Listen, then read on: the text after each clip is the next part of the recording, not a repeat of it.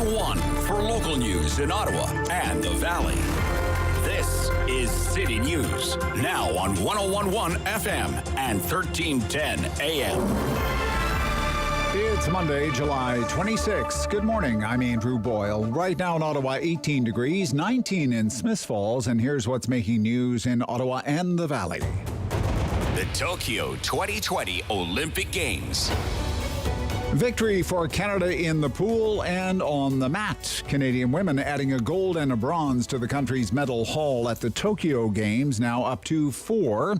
It comes as Olympic organizers keep an eye on some incoming severe weather. Here's City News reporter Jamie Pulfer. Canada upping that medal count this morning. Jessica Klimkat of Whitby becomes the first Canadian woman to win an Olympic medal in judo. She took the bronze in the under 57 kilogram category. This brings Canada's total so far to 4 in Tokyo. London, Ontario's Maggie McNeil taking the first gold of the Games for Canada, happening in the pool, the women's 100-meter butterfly.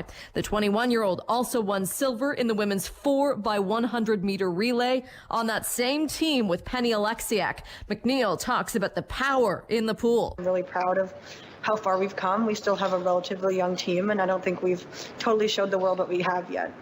Now, Canada also took silver in the women's 3-meter synchronized springboard. It's the first full week of competition. The games already postponed due to COVID, and now there's a tropical storm being thrown into the mix.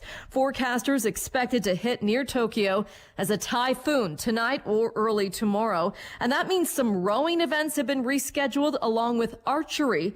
It is good news for the surfers making their debut at these games. I'm Jamie Pulfer. City News time, 9:02. And now your forecast with meteorologist Jill Taylor. Special air quality statement continues. Rather smoky conditions. Slight chance of a shower, isolated storm today. The high 30 will feel like 35. Tonight, mainly cloudy, 15. And tomorrow, some showers, mainly for the morning, high 22. For today, the high 30.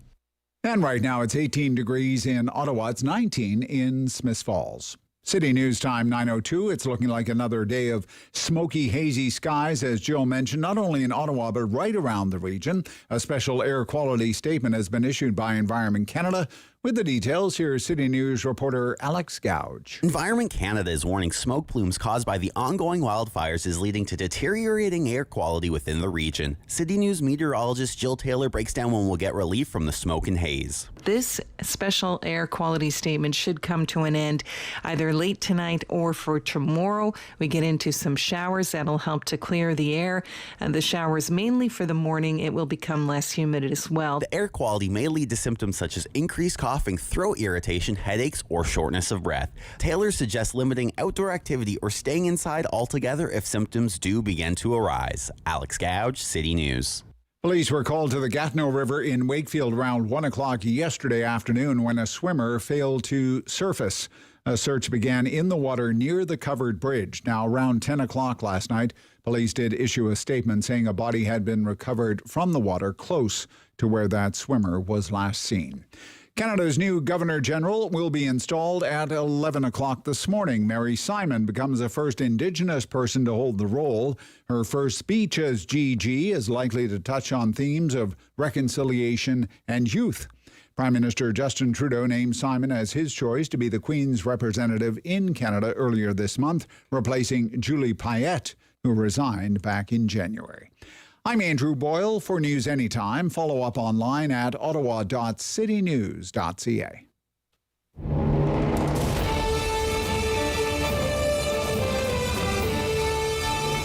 Separating headlines from hearsay. It's the Rob Snow Show on Rogers TV and City News. 101.1 FM and 1310 AM. Monday. I'm back. Back. No, it's great to be back after a week off. I missed you. Boy, Derek Fage was great. He was too great, wasn't he? He was too good. Too good. No, great job filling in. I heard nothing but good things. And for those of you who really enjoyed listening to Derek, he will be back next week when I am off again. But I'm not off today. Jumping right into it, head first, back to covering all the news of the day, getting your opinions on all the news of the day. And to help us in that task, we will have some wonderful guests on our program this morning. Barry McLoughlin will join us from TransformLeaders.ca. He used to be a regular contributor to the Mark Sutcliffe show, and now he's part of our show every week. We love having him on. And one of the stories that we're going to get into today, it's about the election campaign that's happening right now in the province of Nova Scotia. Barry McLoughlin teaches at Cape Breton University, and he's very tuned into all the news that comes out of Atlantic Canada. And it's been in focus recently because of how the Liberal Party of Nova Scotia treated one of its political candidates by the name of Robin Ingram. Robin Ingram Barber from Dartmouth, Nova Scotia. And she has a fondness for tattoos, likes to show off her tattoos through photography, and some of the pictures, I guess you could say, they're on the more intimate side. They've been described in the news media as boudoir photos. Now, I think when you consider some of the things that are on the internet in this day and age, my own impression is that these pictures are kind of tame. But anyway, she was about to be acclaimed for the Liberals in this Dartmouth, Nova Scotia riding, a run for the Liberals. But then I gather people started talking about these pictures, you know. So the Liberals dumped her. The Liberals dumped her. And worse than that, they tried to force her to lie about why they were dumping her. She didn't shy away from the fact that these pictures were even out there during the vetting process. She told them, you know, I just want to let you know, I do this. I suppose they could use it against me. My political opponent could use it against me. These could be weaponized during an election campaign. From what I've read, she was quite upfront about it. And she told the Liberal higher-ups, just so you know, these pictures are out there and I'm not ashamed of them. But then the talk started about the pictures, and they dropped her. The higher-ups became nervous. They dropped her, and then they asked her to lie about why they were dropping her. They told her to say, just say you were having some kind of mental health problem at the time. Can you imagine? Just say you were going through some kind of mental health challenge at the time. So good for her, in my opinion. She blew the whistle on the whole charade. Good for her.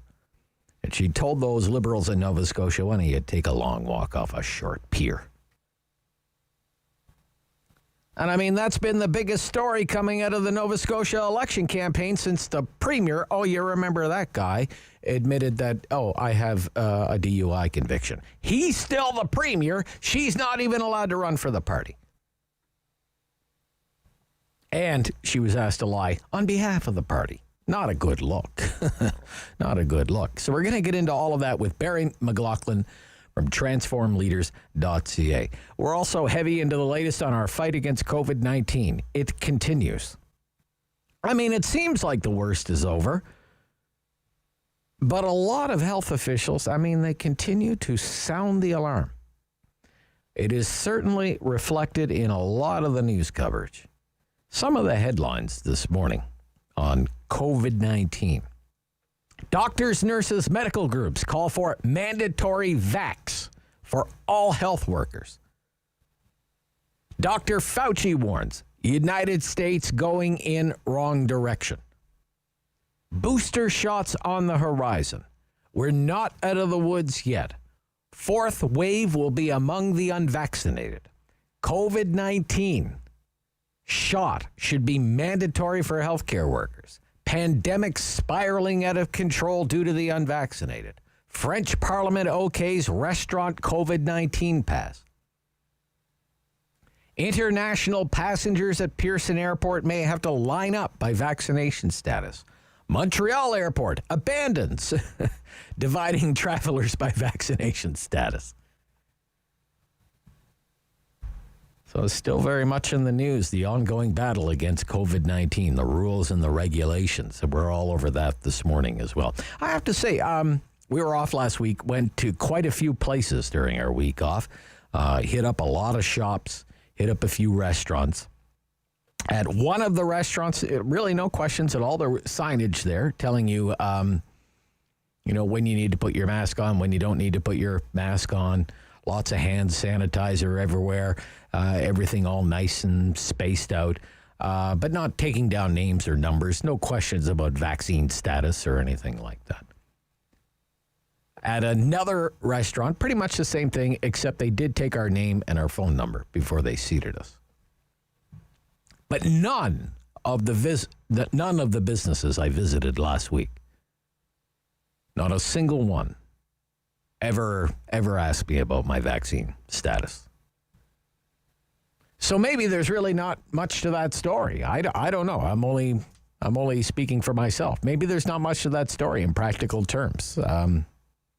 Maybe not much to it, as much to it as we made it out to be. And certainly, we certainly made a lot out of it. Vaccine passports. I mean, we did day after day after day after day, took call after call after call about that, about vaccine passports requiring proof, right?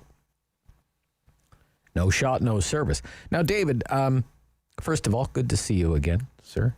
Good to see you. When you've been out, say over the last week or so. Yes. Doing whatever young kids do these days. Has anybody ever asked you? Ever? No. Hey, about your vaccine status? Do you have 2 shots? We only serve the 2 dosed here or anything like that? No, not once. Nothing like that? Nothing like that. Anybody take down your name and phone number or anything like that? Yes, that happens at restaurants. At some restaurants, yep. Right? Yeah. Okay. Interesting.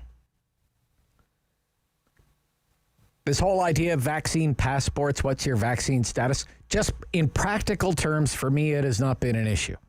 Not a single person inside any business has ever stopped me and asked me if I'm double vaccinated. And if they did, I really wouldn't have a problem with it. I would just tell them, yes, I am. And I do have a piece of paper that says that I am. That I stuck in my wallet. But I can understand why some people would have an issue with that and how some people would say, well, it's none of your darn business. And that's why it remains such a hot issue. But things in the country seem to be still trending in the right direction. Global News tracks cases and deaths from COVID-19 over a 14-day period. And it says this morning, in the last 14 days, cases are down 12%, deaths are down 32%. The Toronto Star has a vaccine tracker. It says 81% of adults have had at least 1 dose. It's like 80.8. Let's go with 81. Okay. Let's be the optimists here. And almost 68% of adults are fully vaccinated, 68%. And the mayor tweeted a couple of days ago, 70% of Ottawa residents 18 and older fully vaccinated. So well done, everyone. All of this is good news. Just seems to me, I'm no health expert. That's why we talk to the health experts, because I'm not even YouTube certified, okay? It seems to me that if there's going to be a 4th wave, a lot of the experts are saying the 4th wave will be among the unvaccinated. Almost all of the cases will be people who have not been vaccinated. And you can bet a lot of those people, they just refuse to get vaccinated. So, no, I pass on the vaccine. Cover a lot of territory on COVID-19 with Dr. Robert Cushman this morning, Acting Medical Officer of Health, Renfrew County District Health Unit. Used to be many moons ago the Chief Medical Officer of Health for the City of Ottawa. Coming up in just a few minutes' time. What else do we have? Geoffrey Johnston from the Kingston Whig-Standard with his worldview, local business news. David Sali from the Ottawa Business Journal. Tim Powers on all things political. The chairman of Summa Strategies, and a fine lad from Newfoundland and Labrador. And you're in the middle of it all. During our Talk Back Hour. I miss doing the Talk Back Hour. That's an hour of phone calls. It's an hour of opinions. To me, I think, just speaking for myself, it's the hottest hour of talk radio in town. We do it every morning between 10 and 11 o'clock. I missed you, so I want to hear from you this morning. And it's kind of, I have to say, it's kind of a weird topic, but I'm just going to throw it out there. I really don't have much prepared this morning. I'm going with this, okay? pickup trucks. I'm just fascinated by the traction that this topic is getting online. It was trending online. Pickup trucks. Banning the sale of pickup trucks. The case is being made, sales of pickup trucks should be banned unless you can prove to the government that you need a pickup truck for your job. Other than that, the case is being made, nobody really needs a pickup truck. And if you don't need it, you shouldn't have it. Nobody really needs a pickup truck. So if you don't really need one, you shouldn't be allowed to own one. There was a column that kind of got this rolling a few weeks ago. And then there was a column in the last 24 hours in the Globe and Mail that follows up on it. And the column from Marcus Gee, it calls pickup trucks a scourge. They're a scourge. So as you can imagine, cue the online culture war. At last check, that column from the Globe and Mail, like 900 comments on the Globe and Mail's website, which is like a lot of feedback, pushback, blowback for one newspaper column.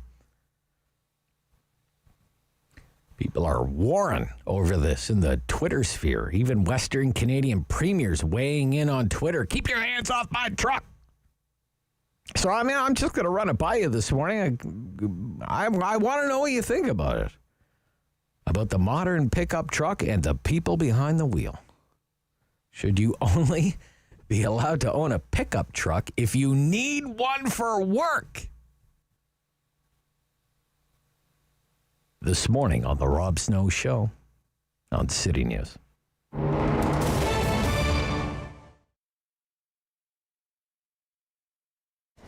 Ottawa Markets was created by the City of Ottawa to help rejuvenate the outdoor markets program in Byward and Wellington West, where we have the Parkdale Market.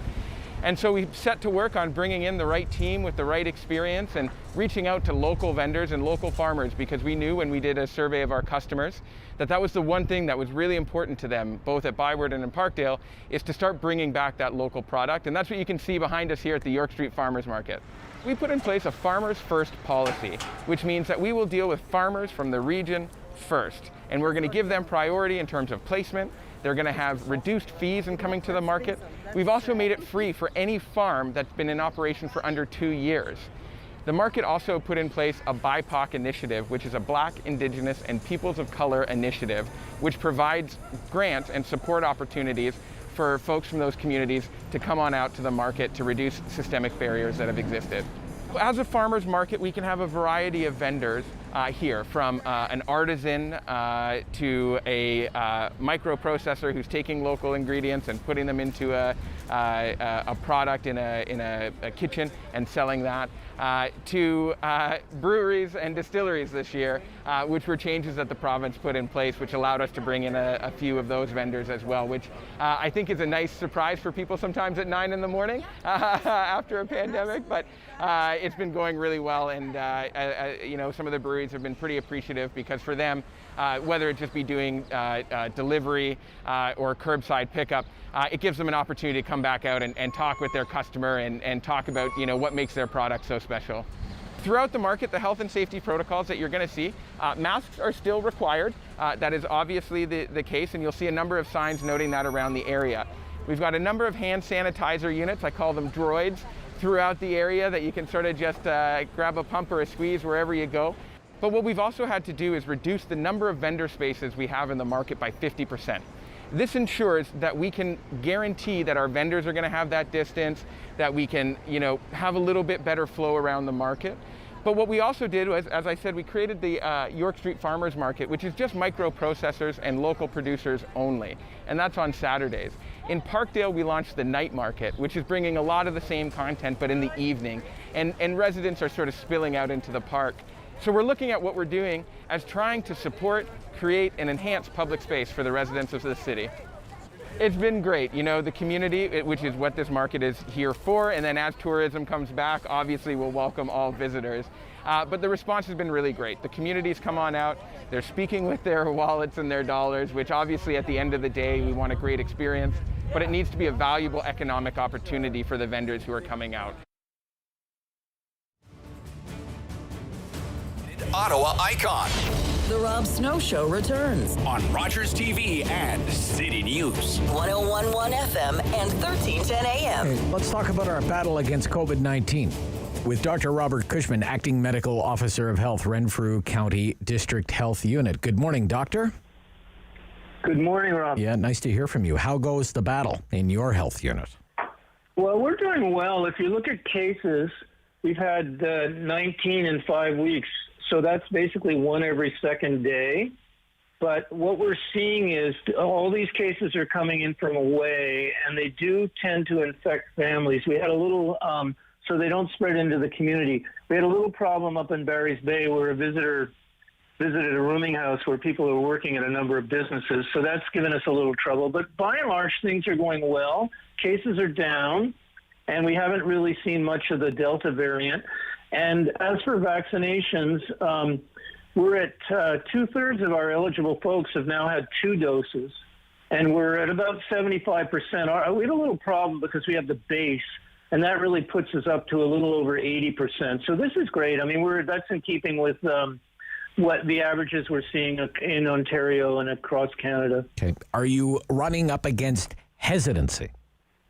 What's the situation? I was just looking. We had 800 doses, first-time doses last week.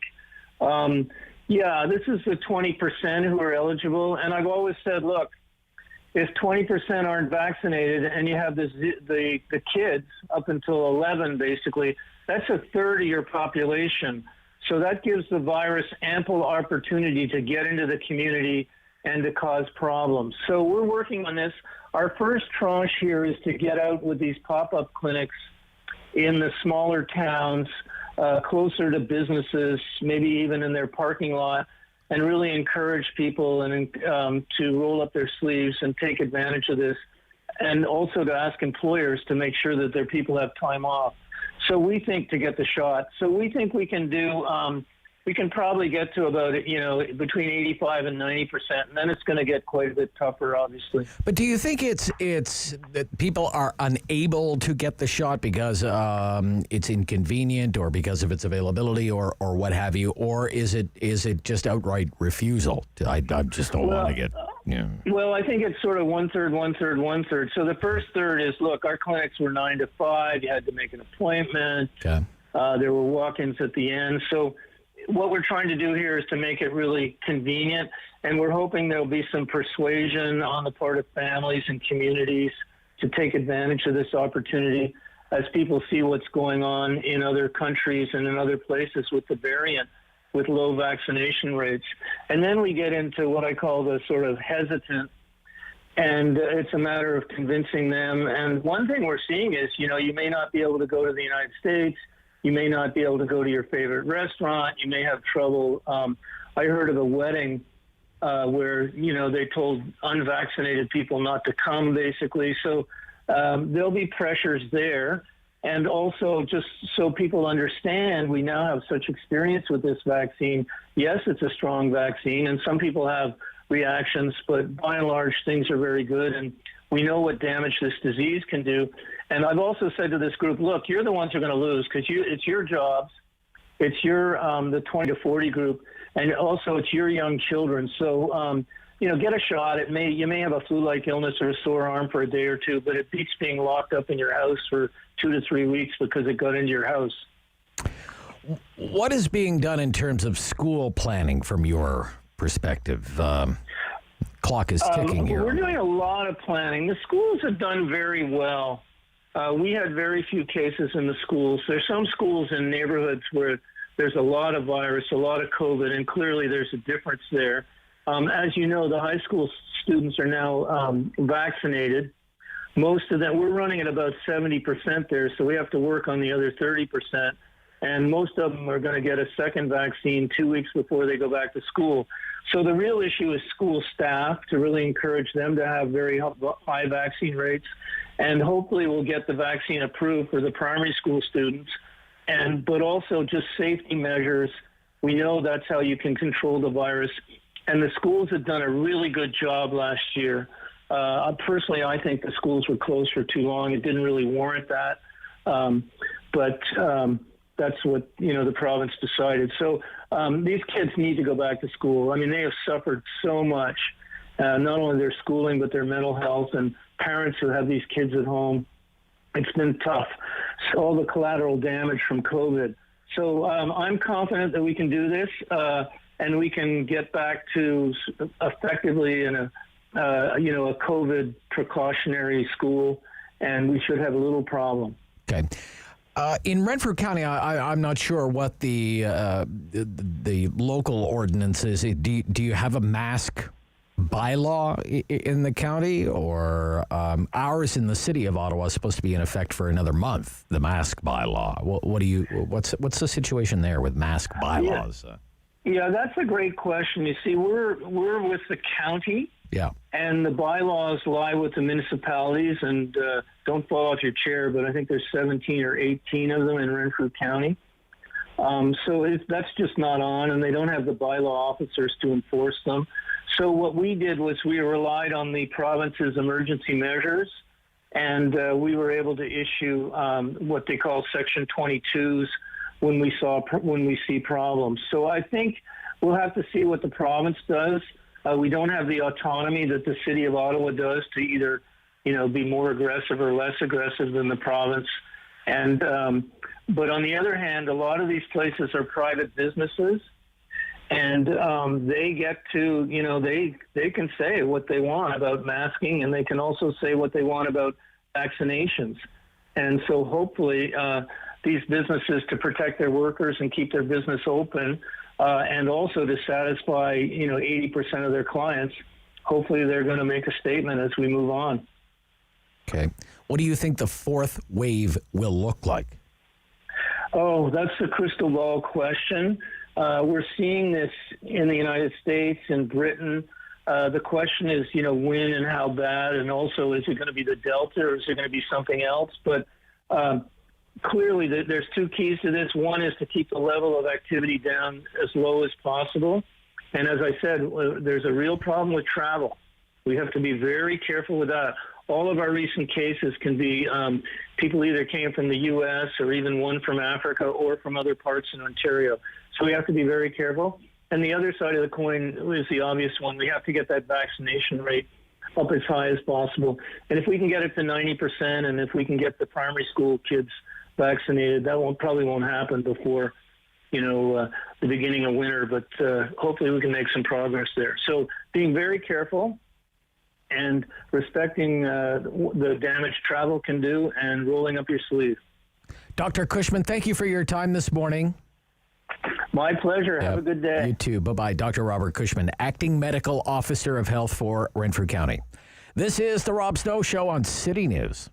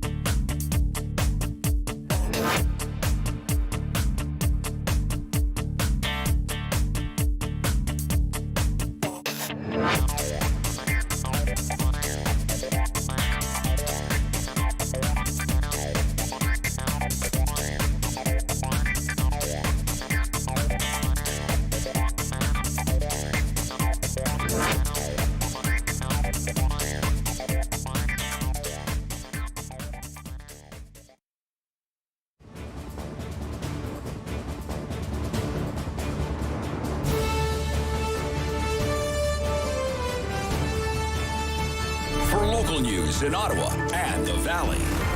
This is City News, now on 101.1 FM and 1310 AM. It's Monday, July 26. Good morning. I'm Andrew Boyle. Right now in Ottawa, 20 degrees. In Smiths Falls, it's 21. And here's what's making news right now.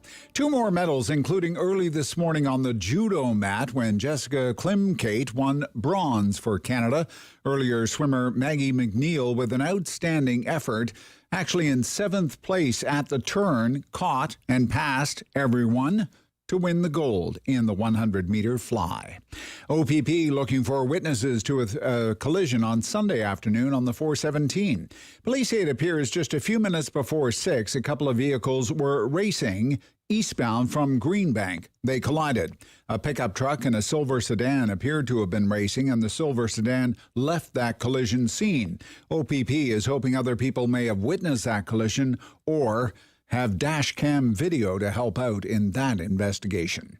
The hazy sky is expected to last through the day today as smoke particles from wildfires burning in the northwestern part of our province continue to be blown through eastern Ontario. City News Time, 9:31. I'm Andrew Boyle. For news anytime, follow up online at ottawa.citynews.ca. Strong voice. Strong opinions. Rob Snow Show returns on Rogers TV and City News. 101.1 FM and 1310 AM. All right, let's talk all things political. With the chair of Summa Strategies, Tim Powers. Good morning. Good morning. How are you? I'm good. It's great. It's so great to hear from you. Have you managed to pierce the Atlantic bubble yet, Tim? Rob, twice, in fact. Twice? Oh, yes. Wow, that must have felt good. It did, and I was back with my son this past week for a few days. Good. I mean, typical Newfoundland summer weather, rain, drizzle, fog, except then the sun began to shine Friday and was glowing on Saturday when we left. So there you go. Okay. Did you fly? And it was generally pretty smooth. Okay. Let's just be polite and say the muscle memory of the airlines and the people on the ground is coming back slowly, but it's coming back, and the entry procedure for Newfoundland is the same as your province of Nova Scotia. So if you have 2 vaccinations, which I have, you can go in, and my son, who's under 12, is subject to the same rules that I am. We just had to fill out some registration material online, which we did, and you get checked when you land, and that was all pretty smooth. So, and I don't have to fill it out again now. Once you've done it once, you don't have to fill it out again. So it all went reasonably well, and I can tell you, though, people are still clamoring, though, to get more people back and moving and get the economies going, because as you and I know, in our home region, tourism is so important this time of year. So still lots of spaces on planes to get back east if people want to do that. And certainly the Atlantic premiers were praised for their handling of the pandemic and how in line they were with the restrictions. But, in fact, we're planning to do a road trip in just, about 2 weeks, I guess, hoping to hit the road and go back to Cape Breton Island.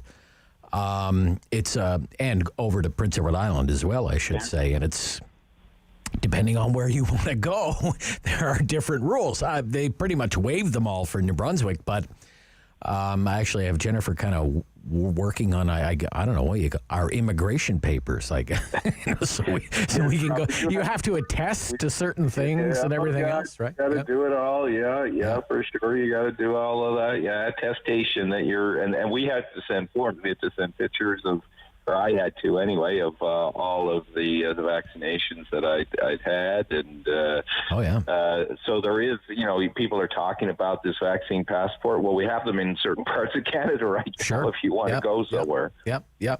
And for some, it's like recommended. Probably not a bad idea if you get things notarized. Holy smokes. We're talking about driving to Cape Breton Island here, but anyway, well, whatever. Just whatever. As long as I can get home. I would have thought by now there's a statue to you somewhere in Cape Breton. You would think. No, it would have been toppled long ago. So let's get into some of the headlines of the day. Big one today, Abbotsrana Hill Times. Tim does some writing from time to time for the Hill Times. National Liberal Campaign Director Ishmael advises candidates to rent campaign offices for 2 months, Liberal sources say. So what could that tell you about the possible timing of an election and the length of the campaign?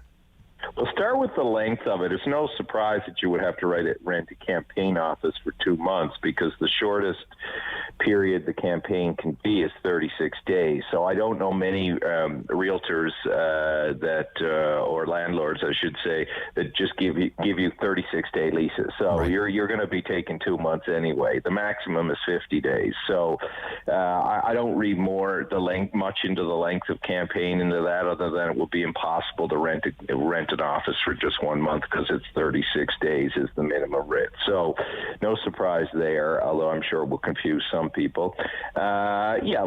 Again, the signs are just everywhere with the installation of the Governor General today, and we're going to talk about that, I know, with staff being told federally to be done your vacations by the 9th of August.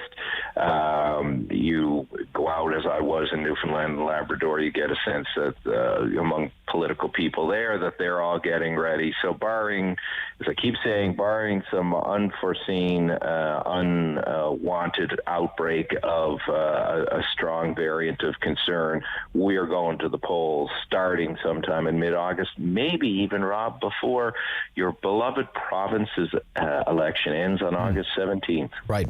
Well, I know a lot of people had, August 15th to the 16th circled on the calendar as the day the writ drops, and then they'll have the election in Nova Scotia, and those signs will be torn up and they'll be replaced by the federal election signs, I guess. Is that kind of how you see things rolling out here?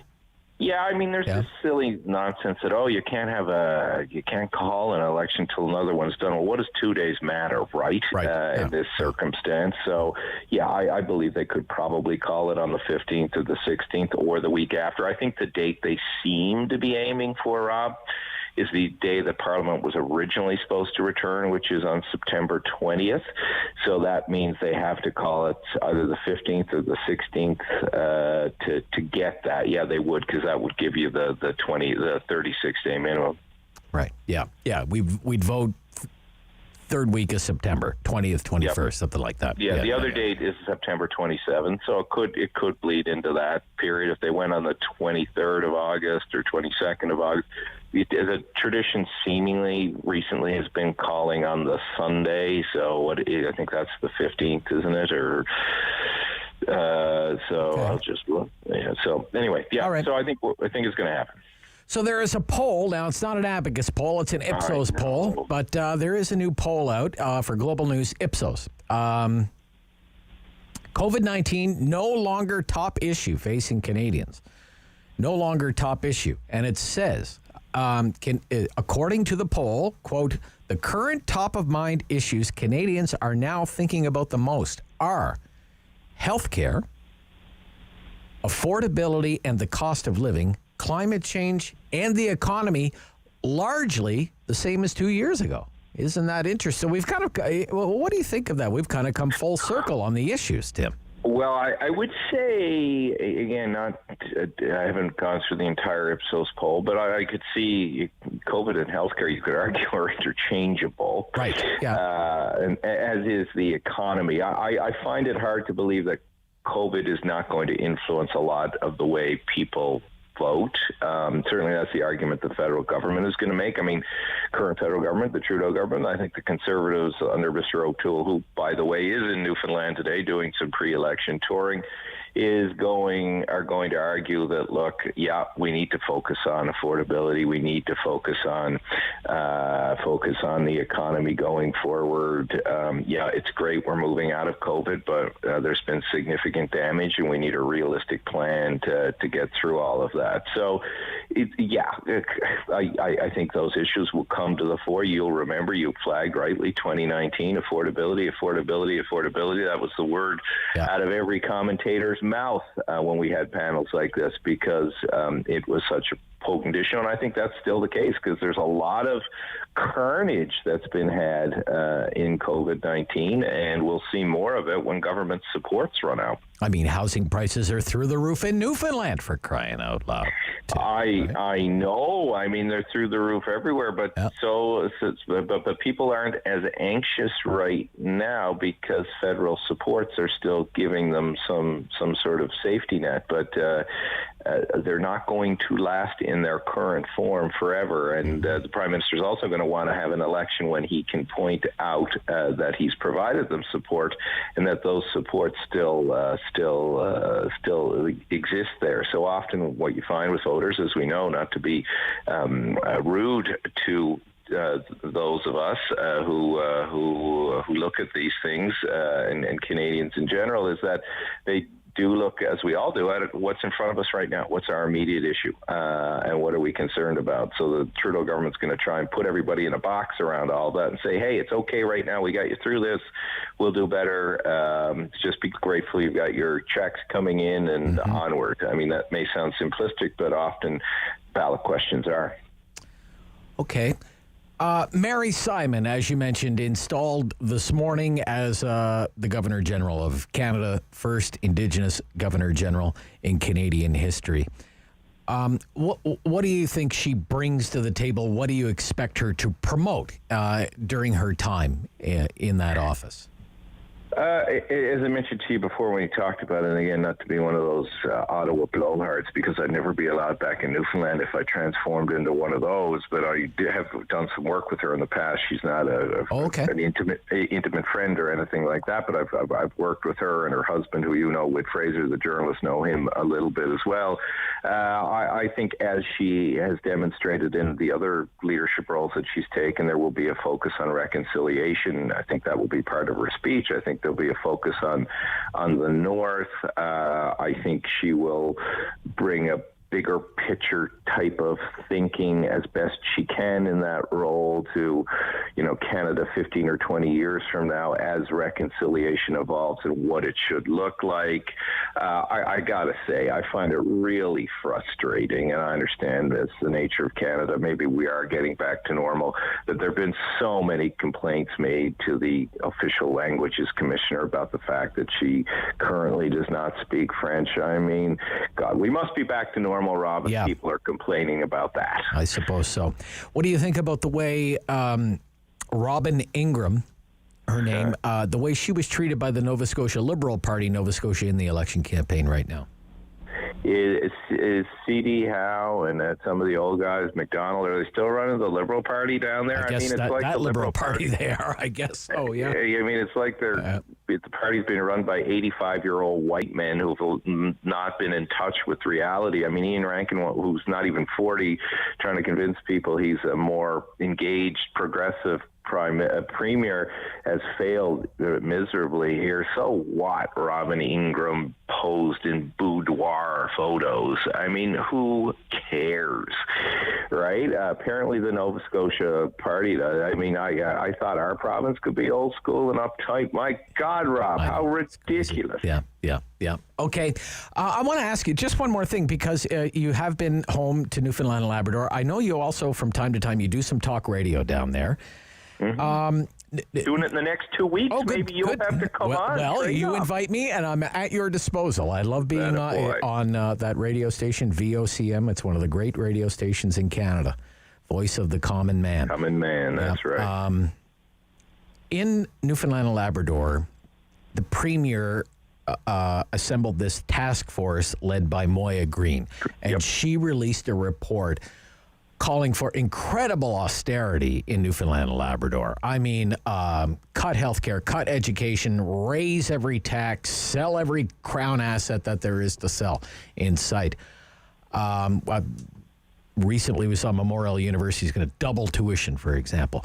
Although it had been frozen for 22 years, they're going to... It's only $6,000. They are going to double it. But nevertheless... do you think the Premier of Newfoundland and Labrador is serious about following through on the recommendations of that report? Is serious government austerity coming to your home province? I don't think it will be as far-reaching as it needs to be, but I do think the Premier is, Premier Fury, Dr. Fury, will try and push the envelope as best he can to get things done and to start beginning the path to austerity. The whole Green Report is not going to be implemented. But look, you can't live in Newfoundland and Labrador now, or be from Newfoundland and Labrador now, and say you can keep passing this burden on to different generations, kick the can down the road, pick your metaphor, whatever you want. So some version of it will have to come forward. You just can't duck anymore. Okay. Great to hear from you. And I await your invitation. Call to appear on The Voice of the Common Man. I'd love it. I await your invitation. Thank you, Tim Powers. Tim Powers chairs the firm Summa Strategies. Great to hear from him. 9:45 here on the Rob Snow Show. Barry McLoughlin from TransformLeaders.ca coming right up. This is City News.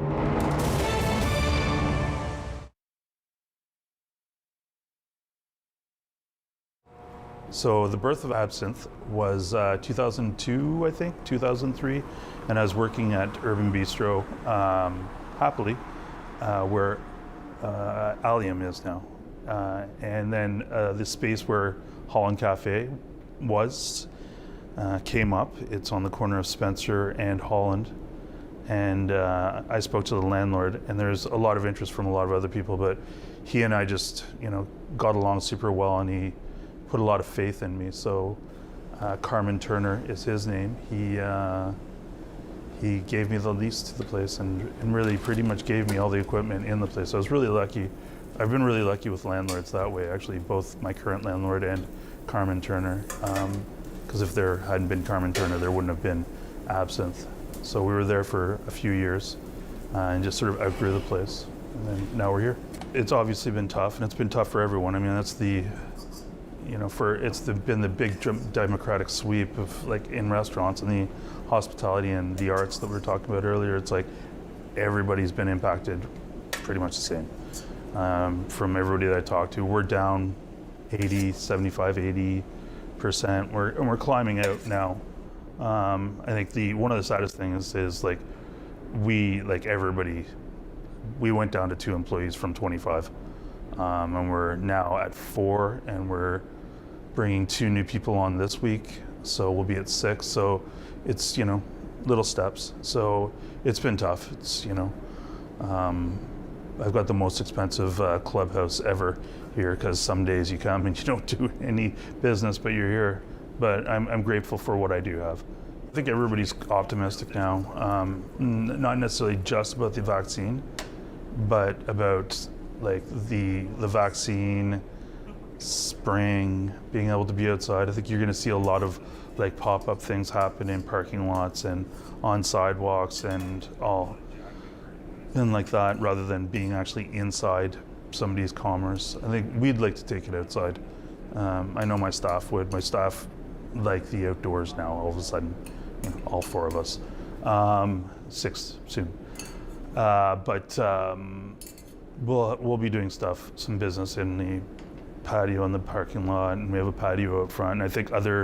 And I hope other restaurants and stores will do the same. I hope that they take advantage of the sidewalk and doing sort of,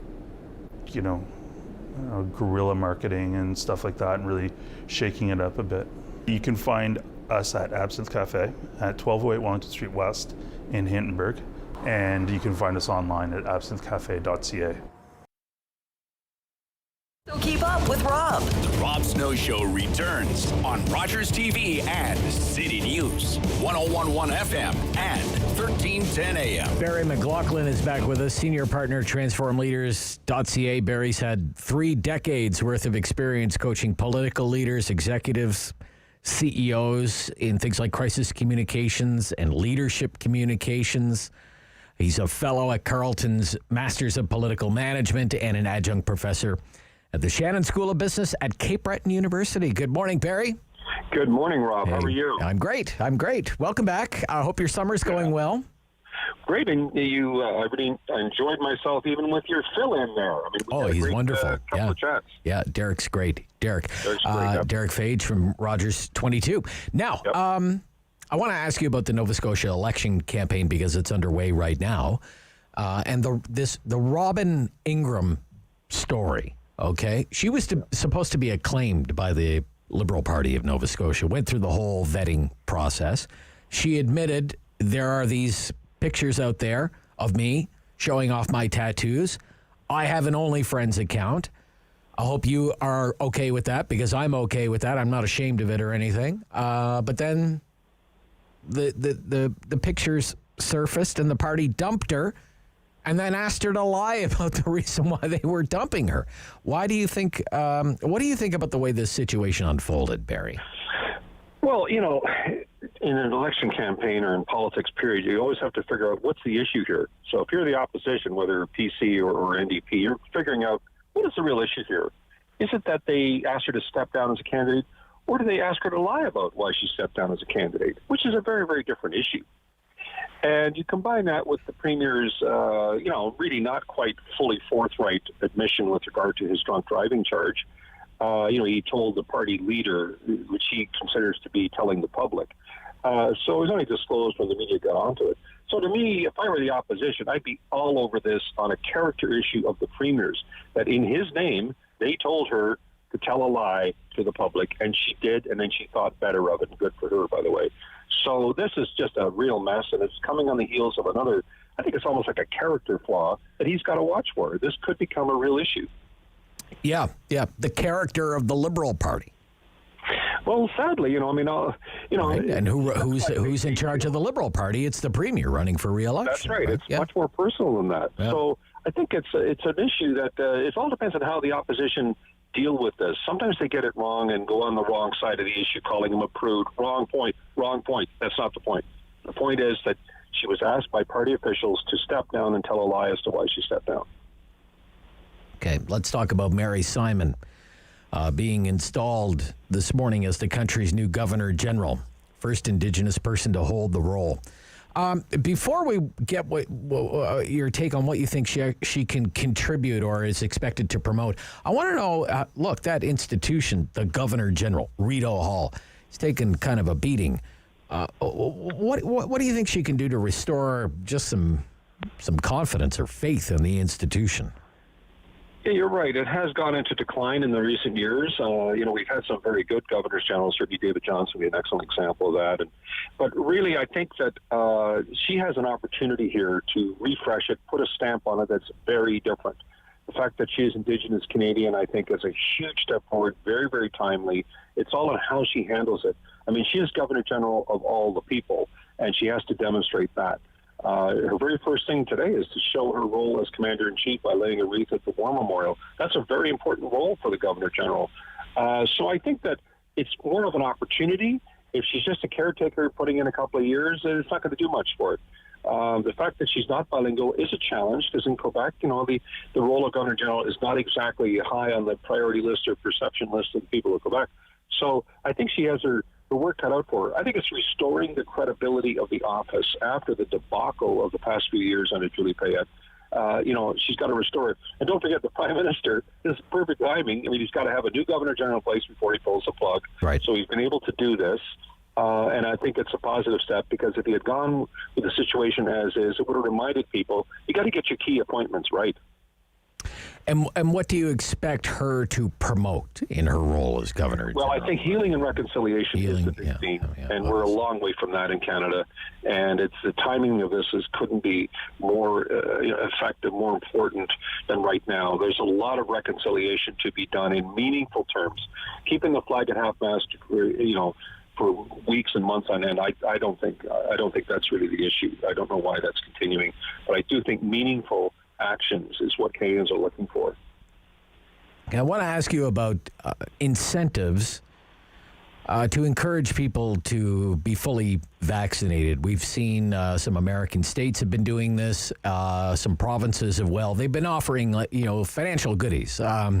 You could win a lottery jackpot. Maybe you could win a scholarship or what have you, in an attempt to encourage people who may be hesitant about getting vaccinated, come and get vaccinated. What do you think about that as a strategy?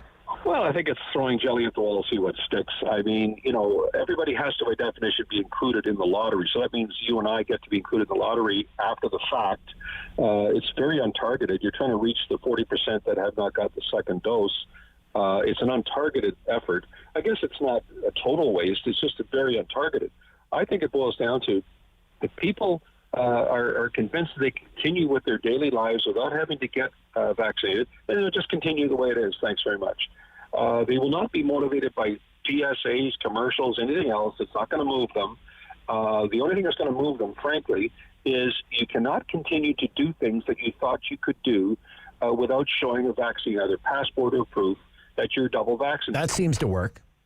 That seemed to work, right? Yeah. Yeah, but you see, in the end, though, we have the Premier saying he doesn't believe in vaccine passports, yet in Manitoba, his fellow PC Premier Pallister is going to have a vaccine passport. It's kind of all over the map, as usual in Canada. We can't get our act together. I think in the end, if you don't get to go to events, if you don't get to go to your normal daily life without proving your vaccine, only that will move these people in the end. They're not going to be motivated by what the previous people were motivated by. That's just rule of risk communications. You try to persuade people to do the right thing for the right reason. Forget it. That's already been taken care of. This group will have to be moved only by the restrictions that they're going to be facing on a regular basis. Only that will move them. In American politics, there's Donald Trump again, back doing rallies. He was at a rally this weekend in Phoenix. He continues with the refrain that the election was stolen from him. This most recent event was hosted by some group called Turning Point Action, which is headed by a conservative, Charlie Kirk, and it was organized to give Republicans an opportunity to pitch their candidacies. But a lot of people want to know, what's Trump's plan for 2024? It would be the ultimate comeback, I guess. But what is it even possible? What do you think? Well, Trump all, 2024. It is possible. I just finished reading Landslide, The Final Days of the Trump Presidency by Michael Wolff. What a book. In terms of how not to be president, it's it. He only wants to talk to people that totally agree with him, and he'll ridicule you and shame you and isolate you if you try to give him any reality check. And that even took place right after the election. His own people knew he'd lost, but they didn't have the courage to face him and tell him you've lost. The only one who really totally believes it is him and his loyal supporters out there. All the rest kind of dissipated, got away from him. So in the end, though, you know what? I think he will run again. He'll run because he is running ahead of prosecutors in a number of states. He is facing very, very serious litigation, and he needs to push that off. I think he'll run again. And, he'll get close to his numbers again. The question is, how it all plays out. How will Biden do? That can matter a lot. So I won't say definitively he'll run, but he's clearly keeping it as an open option. He knows that's what gives leverage to him over all the Republican candidates. He's proven that his leverage in that party is extremely high, and he's going to maximize its use. So he'll keep that as an open question for some time. Thank you, Barry McLoughlin, for this morning. Great to hear from you. Talk soon. My pleasure, Rob. Bye-bye. From TransformLeaders.ca, that's Barry McLoughlin. The Talk Back Hour is coming up next. And we're talking about pickup trucks. Banning the sale of pickup trucks. If you don't need one, you shouldn't be allowed to own one. On the Rob Snow Show here on City News.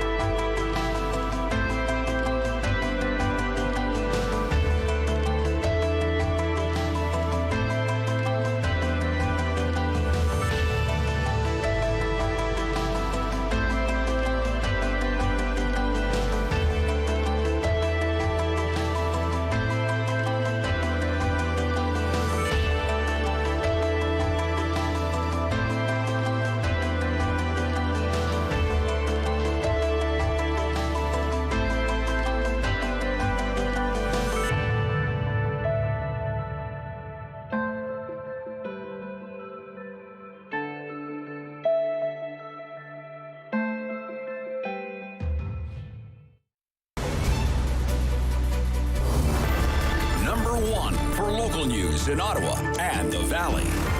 This is City News, now on 101.1 FM and 1310 AM. It's Monday, July 26th. Good morning. I'm Andrew Boyle. Right now in Ottawa, 20 degrees, 21 in Smiths Falls, and here's what's making news in Ottawa and the Valley. Leeds Grenville Lanark's top doctor urging those teens 12 to 17 years old who have not yet received a COVID vaccine, do it now to ensure protection ahead of back-to-school time. Here's City News reporter Alex Gouge. Medical Officer of Health Dr. Paula Stewart says Pfizer is the only vaccine approved for 12 to 17-year-olds, which requires 3 weeks between doses and additional 2 for full immunity to come into effect. She tells me why it's essential for that age group to ensure they're protected from COVID-19 ahead of return to school this fall. Right now, anyone under age 12 can't get the vaccine. They are our most vulnerable population now. Anyone who hasn't been vaccinated, when the Delta variant comes here in the fall. The doctor feels anyone who is around that younger age group has a responsibility to get vaccinated. Dr. Stewart adds there are several vaccine appointments currently available, and every clinic within the health unit is also providing walk-ins. Alex Gouge, City News. City News time at 10:02, and now the forecast with meteorologist Jill Taylor. Special air quality statement continues. Rather smoky conditions. Slight chance of a shower, isolated storm today. The high 30 will feel like 35. Tonight, mainly cloudy 15, and tomorrow some showers, mainly for the morning, high 22. For today, the high 30. And right now in Ottawa, 20 degrees. In Smiths Falls, it's 21. It was a day of firsts for Canada, specifically Ontario, at the Tokyo Games. A London swimmer has won Team Canada's first gold at these games, while a Whitby athlete is the first Canadian woman to ever win a medal in her sport. Here's City News reporter Jamie Pulfer joining us with the latest on the medal count, also on some wicked weather approaching. It's a Canadian judo milestone at the Olympics as Jessica Klimkate of Whitby becomes the first Canadian woman to win an Olympic medal in judo. The 24-year-old winning bronze in the under 57 kilogram category. And the trend from the pool to the podium continues with this country's first gold medal in Tokyo. Maggie McNeil of London, Ontario, swimming to victory in the women's 100-meter butterfly. And there was a moment when she didn't know she had actually won. Yeah, so I just kind of put my head down and didn't breathe for I don't know how many strokes, but when I touched the wall, I heard the announcer say my name, so I was kind of like, oh, I must have done something good. The 21-year-old also won silver in the women's 4x100-meter relay. Penny Alexiak also part of that team. The country's medal count so far, 4. The Olympics, already postponed by a pandemic, now in the path of a typhoon, set to hit near Tokyo tonight or early tomorrow. I'm Jamie Pulfer. City News time at 10:03. The OPP looking for witnesses to a 3-vehicle collision on Sunday afternoon on the 417. Police say it appears just a few minutes before 6 yesterday, 2 vehicles were racing eastbound from Greenbank. A pickup truck and a silver sedan appeared to be racing. The truck struck 2 other vehicles. A silver sedan just continued down the highway. OPP is hoping other people may have witnessed the collision or have dash cam video to help in this investigation. And Canada's next Governor General set to be installed 1 hour from now. Mary Simon will be greeted at the Senate building this morning by a First Nations drumming circle and will be accompanied by a traditional Inuit drummer on her way into the Senate chamber to become this country's 30th Governor General. I'm Andrew Boyle for News Anytime. Follow up online at ottawa.citynews.ca. Talk back. Hello. On the Rob Snow Show. The phone lines are open at 613-750-1310. Now, the Rob Snow Show continues. Yes, it does, and it's great to be back on the Talkback Hour with you and taking your phone calls at 750-1310. 750-1310. 613-750-1310. Every single line is available right now. We're going to keep track of your answers this morning. We'll kind of do it rapid poll style. And really, David, honest to goodness, if you told me on Monday this is the question I would be asking, I'd say, you're crazy, you're crazy, you're crazy. That Rob Snow's crazy. But this is the question. Okay? This is the latest angle of the culture war. The latest front to open in the culture war. Should you only, listen to this, okay? Listen to this. Should you only be allowed to buy a pickup truck if you need one for work? Think about that and give me a call. 750-1310, 750-1310, 613-750-1310. Or if you want to buy a pickup truck, go ahead and buy a pickup truck. That is the question that I'm asking, and there's the method to the madness. Okay, talk back hour, your hour. I'd much rather hear from you. It's my first day back. Take it easy on me, okay? Should you only be allowed to buy a pickup truck if you need one for work? Other than that, you don't need one, and you shouldn't be allowed to buy one. And in fact, the government, I don't know, the Ministry of the Environment, the Ministry of Motor Vehicles, Department of Motor Vehicles, other than that, if you can't prove that you need that pickup truck for work, you shouldn't be allowed to buy a pickup truck. The sale of pickup trucks should be banned. Banned. What's your opinion? Share it here. 750-1310, 750-1310, 613-750-1310. It is, I always say Twitter's not real life, but my goodness, this is getting a lot of traction in social media. Even provincial premiers are tweeting about this. Premiers Mo, Premier Kenny. The sale of pickup trucks should be banned, and you should only be allowed to buy a pickup truck if you need one. If you need one for work, yes or no?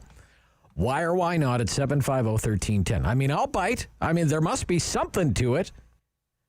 There've been a couple of articles recently. Maybe it won't be the last. Columnists in the news media whining and complaining that people like to buy and drive pickup trucks. Pickup trucks are the best-selling vehicles in Canada. And that is not sitting well with some people in the news media, in the editorial pages of the newspapers. Horrified that people buy and drive pickup trucks, even if they really don't need a pickup truck. This is simply an awful thing. The Globe and Mail columnist Marcus Gee calls them a scourge. Pickup trucks are a scourge. Now, the trucks are a scourge. I don't know what he thinks about the people driving the trucks. The pickup trucks are a sign of toxic masculinity. Of course, pickup trucks are bad for the environment. They're planet-killing machines. And I guess you don't really need one, so you shouldn't really buy one. You shouldn't even be allowed to buy one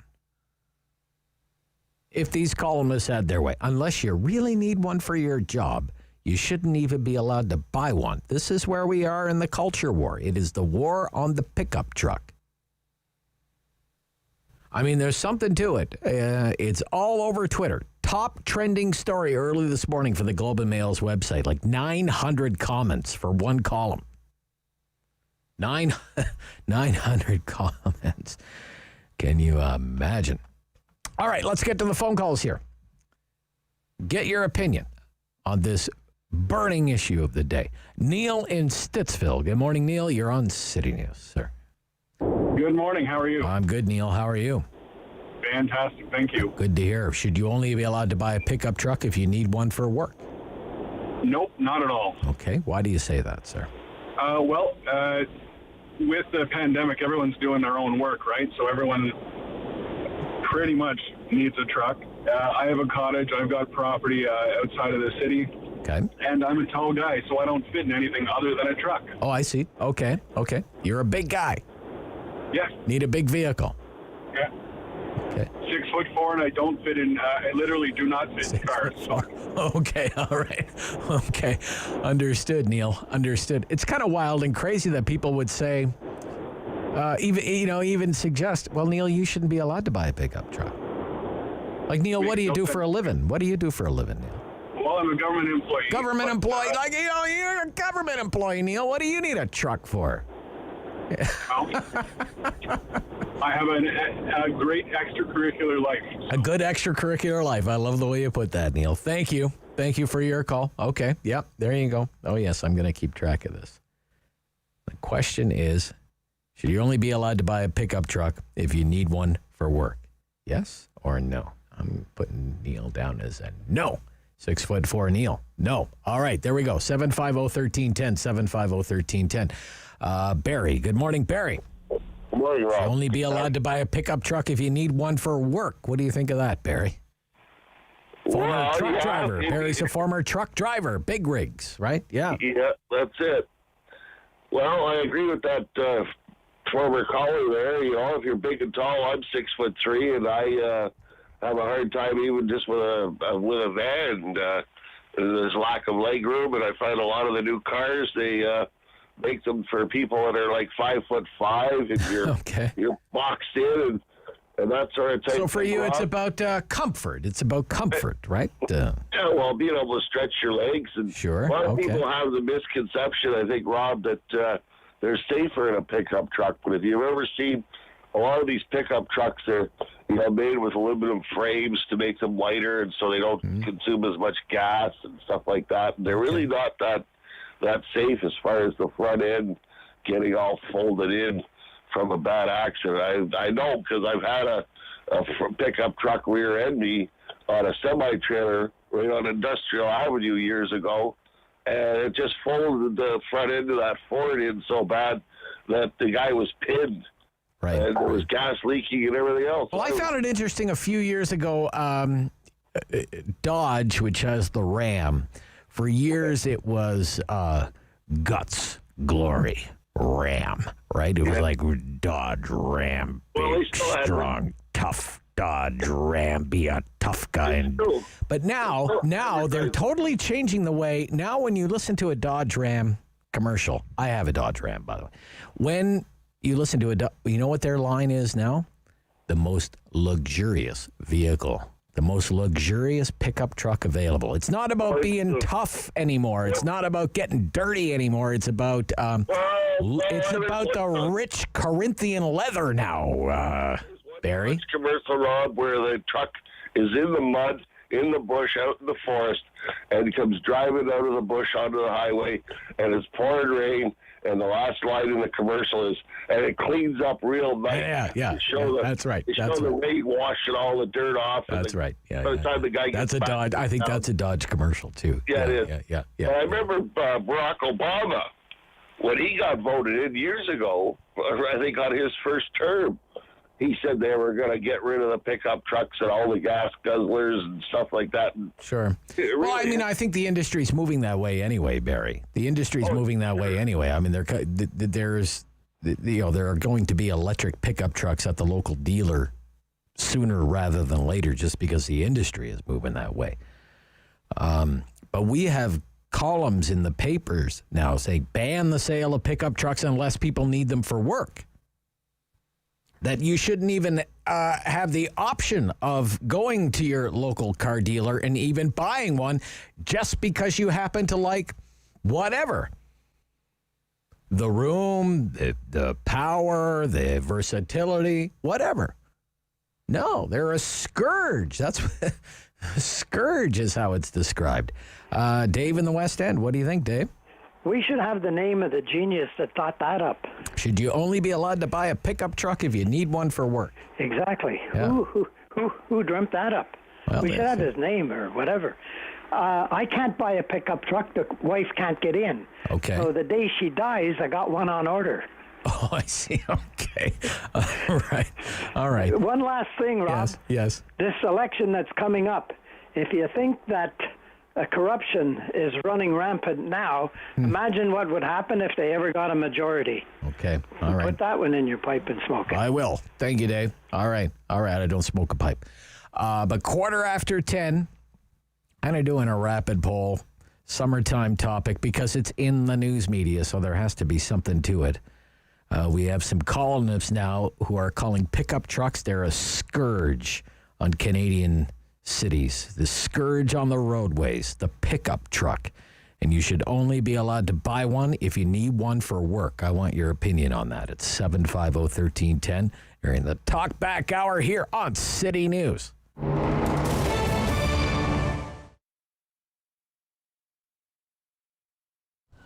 The food cupboard started about 25 years ago. Again, it was a very small operation in the basement of a church. And we have been expanding to the point where we needed to have a new facility. So in discussion with the city of Ottawa and Jan Harder, the local representative here, we came to this location, which is about 2,000 square feet, located in the Walter Baker Center. We've been here for about 2 years, and it is much better. It gives us a much broader opportunity to serve our clients better. It's a fairly affluent community in Barrhaven, so you wouldn't think that people would really need to have a food bank or a food cupboard. But people sometimes have a temporary loss of their job, maybe new immigrants or refugees to the community. Maybe there's been an injury in the family or something like a pandemic that causes people to run short of food during their monthly requirements. So we offer any clients who come and live in our catchment area the opportunity to pick up an order of food every 3 or 4 weeks. The need varies from time to time. We have expanded our offering to include quite a few perishables, eggs, milk, cheese, yogurt, vegetables, fruit. But people I think know that we need cans of beans and stuff as well too. One thing that we're consistently short of sometimes is personal hygiene products. You go to the grocery store, you buy your toothpaste and you buy your deodorant and shampoo there. People don't automatically think that to donate those kinds of things to a food cupboard. So we end up buying quite a few of those things from time to time. The pandemic has affected us like it has everybody. Initially, we had to stop the grocery store food donations so that we didn't have any risk of contamination and to have a significant number of volunteer work to be done in our facility. We have a storefront, so it's like a mini grocery store where you take a cart and you go around and pick out the things that you want. That doesn't work during the pandemic to maintain social distancing and so on. So what we have now is our clients can come in one at a time, they make an appointment, they stand behind a line, and they direct our volunteer to, I'd like Kellogg's cornflakes rather than Harvest Crunch, to pick the food that they would like off the shelves according to the allocation, depending on the size of their family. And then they take it out, load it into their vehicle or whatever, bring back the cart, we disinfect everything, and prepare for the next client. We are very blessed here in Barrhaven. We're a totally volunteer organization. So if you give a dollar to us, it goes to purchasing food or to provide some service to our clients.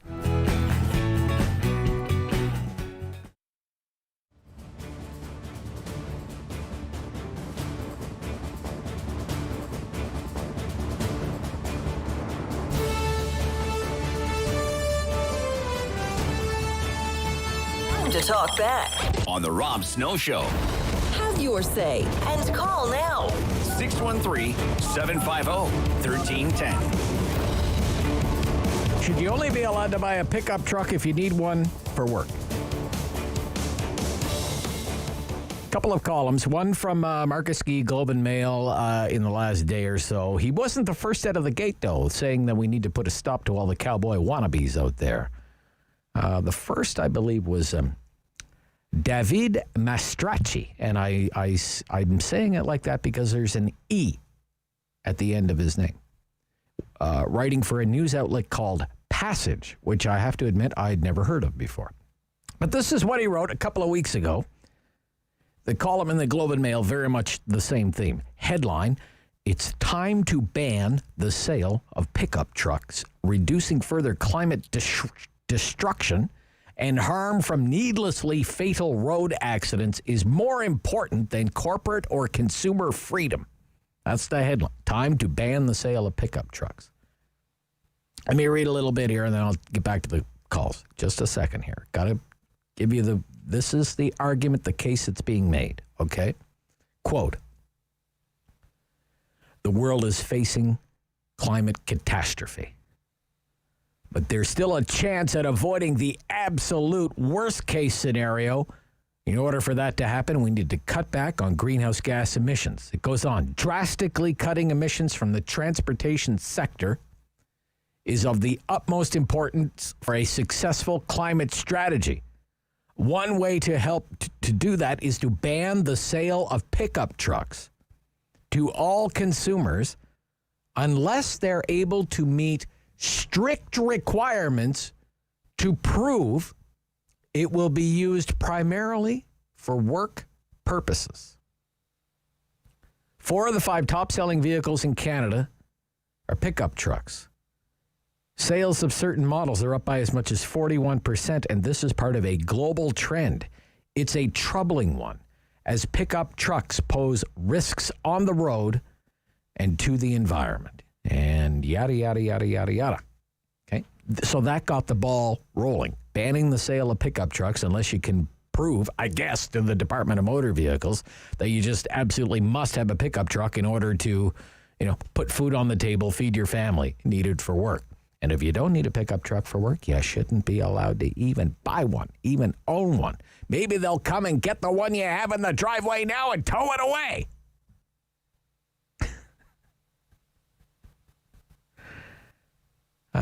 Because they're a scourge. They're a scourge. Climate catastrophe. 750-1310. 750-1310. Noreen in Kempville. Noreen. How you doing, Rob? I'm good. How are you? Good. Should you only be allowed to buy a pickup truck if you need one for work? Well, I got a couple of opinions on this. Okay. We own a pickup truck. Right. We also own a travel trailer. Okay. So I'm thinking of the 38 million people in Canada, approximately. Everybody has something to tow, whether it's a travel trailer, a boat, a quad, a skidoo, a motorcycle, a gardening trailer. And a lot of those you can't tow unless you have a truck. Okay. Because of the pound weight capacity. Sounds like all kinds of frivolous activity to me, Noreen. I mean, none of this is really necessary. You don't need all that stuff, right? Okay. Okay. But I'll tell you another thing, too. Our truck is 8 years old. So we've already decided that when our truck has reached... Yes, hello. Sorry, my granddaughter just That's got okay. there. That's okay. We've already decided that once this truck goes, we're going to switch to either a hybrid or electric truck. Okay. That's them on the radio. Okay. All right, I have to let you go, Noreen. Sorry. It's a little too loud on our end, but I'm gonna put her down as a no. She's got all that stuff that she's towing around. She's got a fifth wheel and every toy known to man. Let's take this one here. Terry in Carlingwood. Terry. Hello. Yeah, good to hear from you, Terry. Should you only be allowed to own a pickup truck if you need it for work? No. No. Okay. Why do you say that, Terry? Well, I also have a 30-foot camping trailer and a pontoon boat. And okay. You have all the toys. All the toys. You have all the toys, do you? And a Prius ain't going to cut it. Okay. What do you think about this, though? You don't really need a pickup truck, Terry. You don't need one. You don't need one. Just say I need a weekend. Okay, you need a weekend. Okay. All right. Without my truck, I don't do nothing on the weekends. All right. Okay. Got to tow stuff around. Okay. Thank you, Terry. Carlingwood. Good to hear from you, sir. Okay. I smell a shutout coming on here. 750-1310, 750-1310, 613-750-1310. Chesterville, where nobody drives a truck in Chesterville. John. Good morning, John. Good morning. First-time caller, long-time listener. Well, thank you, John. There's a move afoot, John, to say you could only buy a pickup truck if you need it for work. What do you think about that? I disagree. Okay, all right. Because I have 4 kids. I have an RV. I also have a boat. I use them for like 2 months in the summer. Okay. And, now to the other effect, the diesel trucks.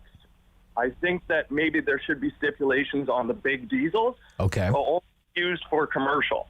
If you want to do your own stuff with your boats, buy a small truck, good enough to carry them. Right. Even a cylinder. There's no need to buy a turbo diesel. Okay. To haul a boat. So I agree with that. Oh, I part. see. Okay. So they should not ban small trucks or, because recreational vehicles are very popular. It adds to the economy. It helps our country and our province build.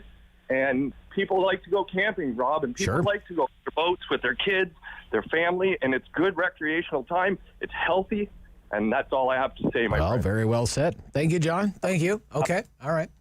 750-1310. Let's take another one here. Klaus in Gatineau. Hi, Rob. How are you? I'm good, sir. Should you only be allowed to buy a truck if you need it for work? No, I don't believe so, because people do have, utility trailers, Ford trailers, boats to move around. But I just want to make one comment on the guys that called in before saying that they're 6'3" and they don't fit in a truck.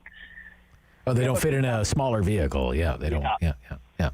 I fit into a 2020 Honda Civic, and I got plenty of room. Okay. So that's not I'm not a big guy. I'm just an average guy, 5'11". I've never had and Jennifer drives a little Volkswagen. I've never had any problems getting in. Yeah, and I've never had any issues in smaller vehicles either. Yeah. So if somebody wants one, and they need it for certain things, I agree they should have it. Right. Okay. All right. Thank you, sir. Yeah. And David's about the same size as me, and he has a little Mazda, right? No problems getting in and out of there. I love the Mazda. Yep. Okay. Trucks, I don't know about this, if they're any more dangerous.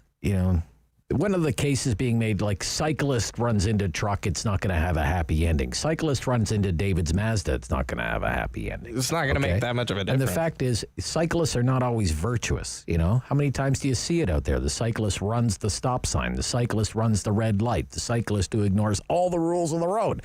The cyclist who drives on the sidewalk drives on the wrong side of the road. The cyclist who never signals. The cyclist who doesn't wear a helmet. The cyclist who doesn't have any reflective gear on whatsoever.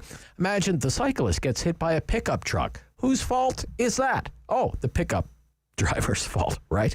Because pickup trucks are dangerous. Because they're big. They're big.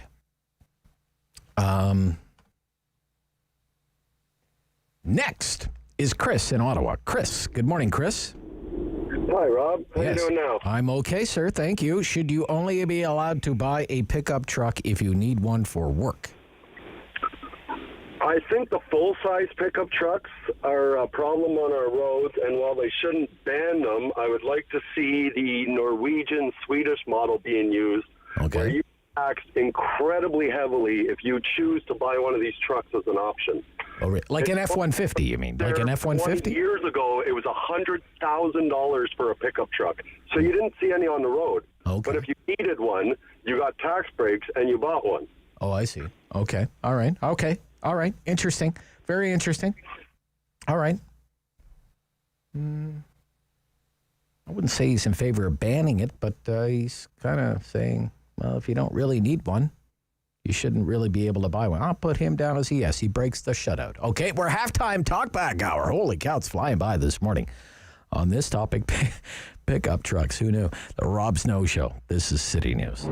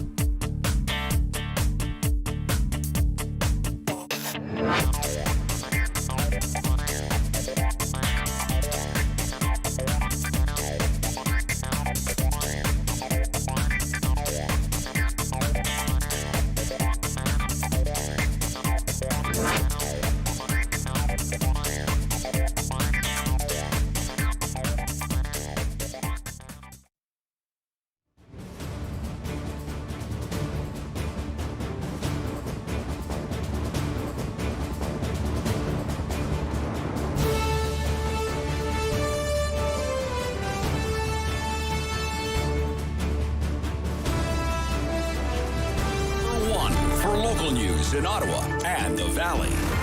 This is City News, now on 101.1 FM and 1310 AM. It's Monday, July 26th. Good morning. I'm Andrew Boyle. Right now in Ottawa and in Smiths Falls, 24 degrees. Here's what's making news this hour. Provincial numbers of new COVID cases show 119 more today, and that is from just under 12,000 tests that were completed. The province also says it has seen another 3 deaths from COVID. Now, locally and in the region, 6 new cases in Ottawa. No new cases, though, in Leeds, Grenville, Lanark, Eastern Ontario, or the Renfrew County Health Unit. The chief medical officers of health in a couple of those units are pleading with the young, get your shot. Those between the ages of 12 and 17 are approved for Pfizer shots, but they're not showing up en masse to receive the vaccine. With 3 weeks between shots and then another 2 weeks for the vaccination to fully kick in, the doctors in Renfrew and Leeds, Grenville, Lanark say it's important for that age group to immunize now to make the return to school in September that much safer. At the Olympics, a gold in women's 100-meter fly from Maggie McNeil, a bronze in judo with Jessica Klimkate. The women's softball team with a huge win over Italy that moves them into the bronze medal game. City News Time, 10:32. I'm Andrew Boyle. For news anytime, follow up online at ottawa.citynews.ca. Talk back. Hello. On the Rob Snow Show. The phone lines are open at 613-750-1310. Now, the Rob Snow Show continues. A hot topic, and I mean, it's been a hot one so far. Should you only be allowed to buy a pickup truck if you need one for work? Reading through this original article here from Passage. 75% of truck owners use their truck for towing one time a year or less. 1 time a year or less, 75%. 70% of truck owners go off-road 1 time a year or less. 35% of truck owners use their truck for hauling, meaning putting something in the bed, once a year or less. Once a year or less. I've moved once every couple of years, the writer says, for the past decade, but I haven't purchased a moving truck. I just rent one when I need it. There is no reason pickup drivers can't do the same thing. So that's from a couple of weeks ago. And then from the last 24 hours, Globe and Mail picks up on the same thing. Marcus Gee, columnist. He has a column in the Globe and Mail, okay? Top trending story for the Globe and Mail's website early this morning. And as of 8 o'clock this morning, I looked at 8 o'clock this morning. It had almost 1,000 comments. I mean, that's a column that has done exactly what it's designed to do. Provoke, right? Provoke. And the headline is, pickup trucks are a plague on Canadian streets. A plague on Canadian streets, he writes. Many things have changed in pandemic times. One that has not is North America's love affair with the pickup truck. Even in the midst of economic uncertainty, consumers lined up to buy these hulking, belching kings of the road. Once the vehicle of the cowboy, the contractor, the good old boy, pickups have become the continent's mainstream ride. Even city parking lots are simply full of them. In Canada, Ford's F-150 has been the best-selling automobile for years. He goes on, for heaven's sakes, why? Okay, I'm trying to make the words jump off the page, you know? I'm trying to, Marcus, he seems so horrified by it all. For heaven's sakes, why are you driving that pickup truck? Most people no longer use pickups to haul bales of hay. They drive them to the mall, to shop, or to the soccer field to drop off their kids. Why anyone thinks they need such a beast to do that is an abiding mystery. Anyone who has traveled a Canadian highway lately has been tailgated by a speeding pickup driver. Really? Oh, I haven't. Have you? David, have you been tailgated? Anyone. No. Anyone. It's anyone who has traveled a Canadian highway has been tailgated by a speeding pickup driver. Prove it. You know who I'm usually tailgated by? A 21-year-old in a 1995 Honda Civic, with a washing machine for a tailpipe. With a spoiler on the back that's a different color from the bottom of the car. Yeah.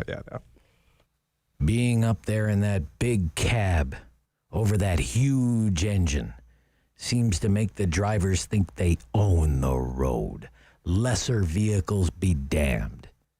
Even if they weren't polluting and dangerous, the parade of pickups would be a blight on the roadscape and a finger in the eye of other drivers.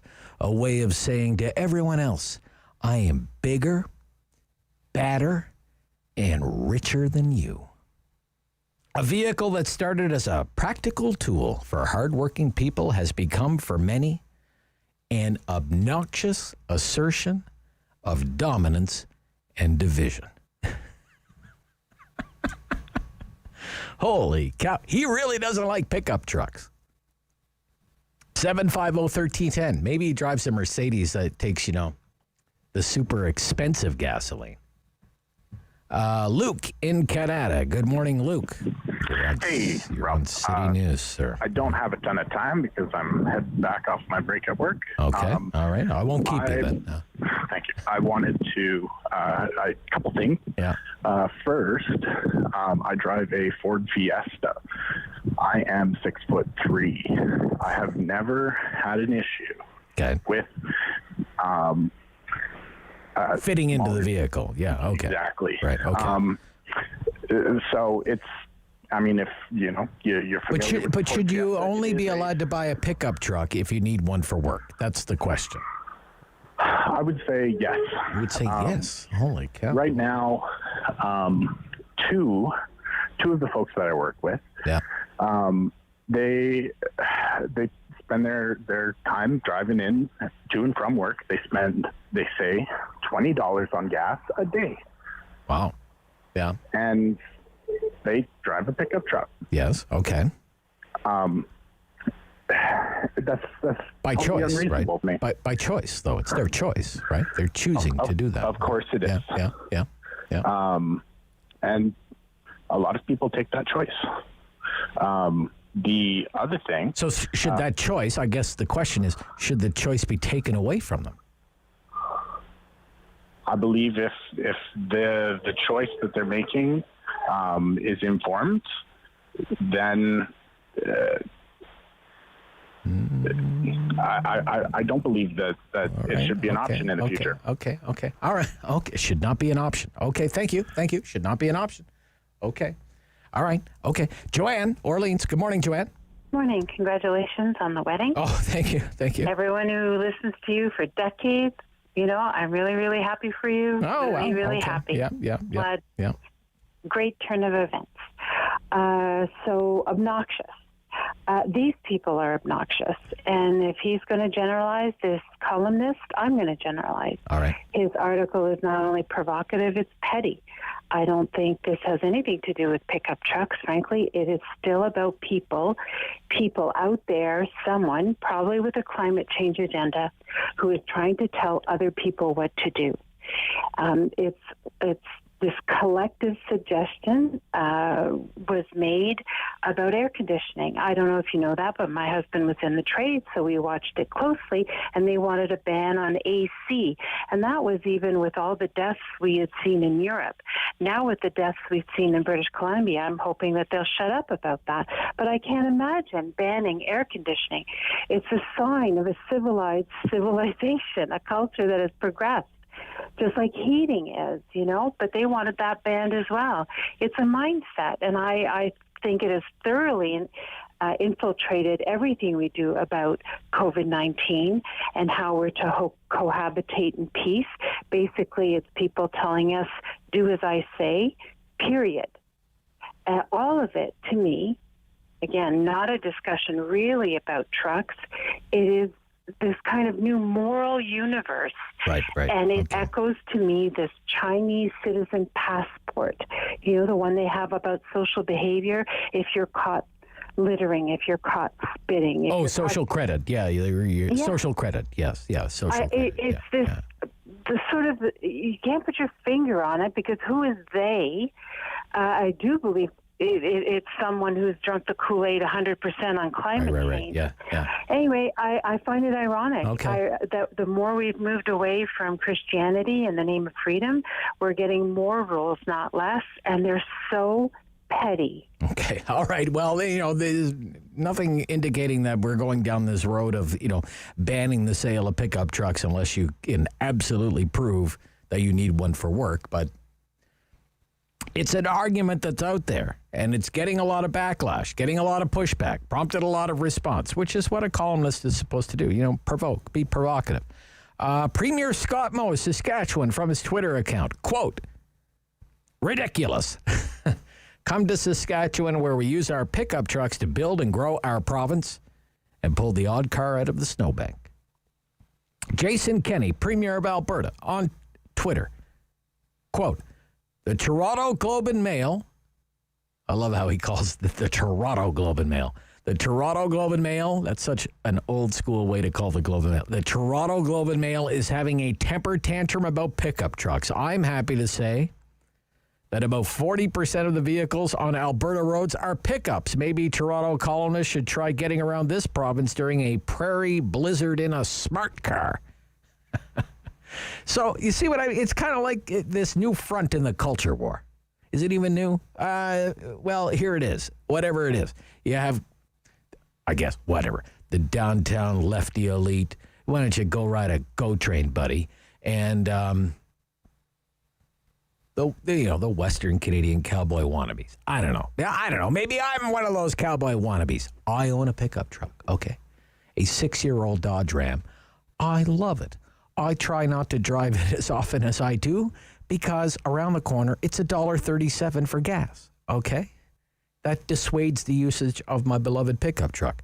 I try to drive Jennifer's car whenever I can, okay? It's a lot better on gas. But I do love that truck, okay? I like the fact that my truck can literally basically go anywhere and do anything, drive through any kind of weather, and haul just about anything that I need to haul. I have a small camper trailer. I have a very small, old, beat-up fishing boat, and I have an ATV, okay? But, man, it's bad on gas. Oh, it's so bad on gas. It's lousy on gas. But I had the freedom to buy it. But it's so bad on gas, I'm actually getting rid of it. I'm actually going to get a better vehicle. That's a vehicle that's better on gas. But I didn't need the government to tell me that. Jason in Richmond. Good morning, Jason. Hey, Rob. How are you? I'm okay, Jason. Thank you. You left out a part. You're not a cowboy. You're an urban cowboy. I'll paint you a real quick picture before I give you my answer. So I'm a farmer, small farmer. I work full time. My wife and I both. And we got about 40 head of cattle. We live just outside of Centerville. We have 4 trucks. Wow. 2 small half-tons, 2 1-tons. That's just going to put fuel on the fire here. So who's to say now that I'm allowed to have 4 plated insured vehicle, 4 gas-guzzling trucks when maybe I should only have 1, right? Right.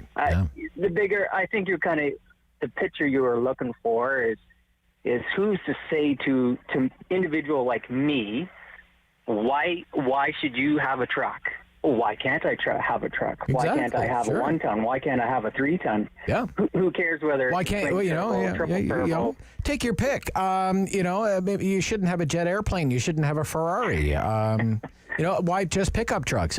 Do you need a Chevy Suburban? Do you need a Tahoe? Do you need what's one of the big the Ford ones called Expedition and everything else? Super Duty. Yeah. Where does it end? Where does it end? Yeah. And we're just we're small potatoes, just trying to make a buck. And the amount of insurance and the plates that we pay now, mind you, it's covered under the farm, but still, nonetheless, it's a lot of money. Not even to give you a rundown of how much we spend in fuel come summertime when we start cropping. It's just overwhelming. 1,400 liters is what our tank holds, and I think we've already finished that 2 or 3 times already. Imagine the amount of fuel we go through, and it just boggles my brain that some of these people think that, wow, you shouldn't have a truck. You shouldn't have this. No. Oh boy. Yeah. Okay, Jason. Thank you. Yeah. Thank you. Thanks, Rob. Look, I don't think we need the government to pass a law. Okay.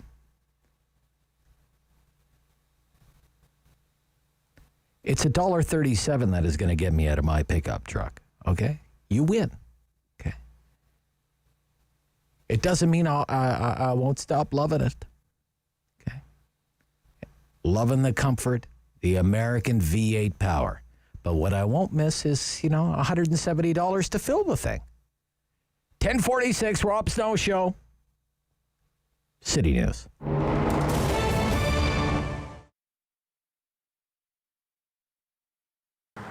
I always knew I was going to own my own business, and I've always wanted to have a store. And I sort of figured when the right concept came together at the right time, I would move forward with that plan. And so through doing some environmental initiatives in the restaurant group that I was with prior to opening this store, it just triggered my path towards being more environmentally conscientious and wanting to make more of a difference, and hopefully encouraging, inspiring other people to want to do the same, at which point the idea for All Eco was born. I have some really fun products. I have a really wide spectrum of products. So the things we look for in terms of qualifying products are sustainably made, upcycled, recycled, zero waste, all natural, no harmful chemicals to the environment or to our bodies. We have fun stuff, so really clean burning candles, lots of really natural body care and skin care. I put a real emphasis on Canadian products. I really try to support up and comers, and I always source Canada first. The refill bar is really important to me. It's really huge. I think that's been exciting as well, because I thought it was going to be a real process in convincing people that this is a better way to go. And actually it was just right away there was a built-in affinity towards doing refill, which has been great. We closed, I think, probably we were closed down by before the second week of March. Just didn't feel we could comfortably or confidently stay open, even though I do sell essential products, in terms of the cleaning. But we just didn't feel we could make a safe space for ourselves or our customers at that time, and especially with the information we had at the time. So we did close our doors, at which point I did not have a website, because that was I hadn't even scheduled myself to have a website at that point. So that was sort of full speed moving towards that and trying to drive the business at the same time, still get myself on the map because I was so new. So during that time, as we were building the website, we were still doing a lot of video shopping and private shopping, online online phone, text. Any way I could do business, I was doing it. And there was really a nice show of support for my business during that time, which was really, really encouraging. And now, we are fully set up online too.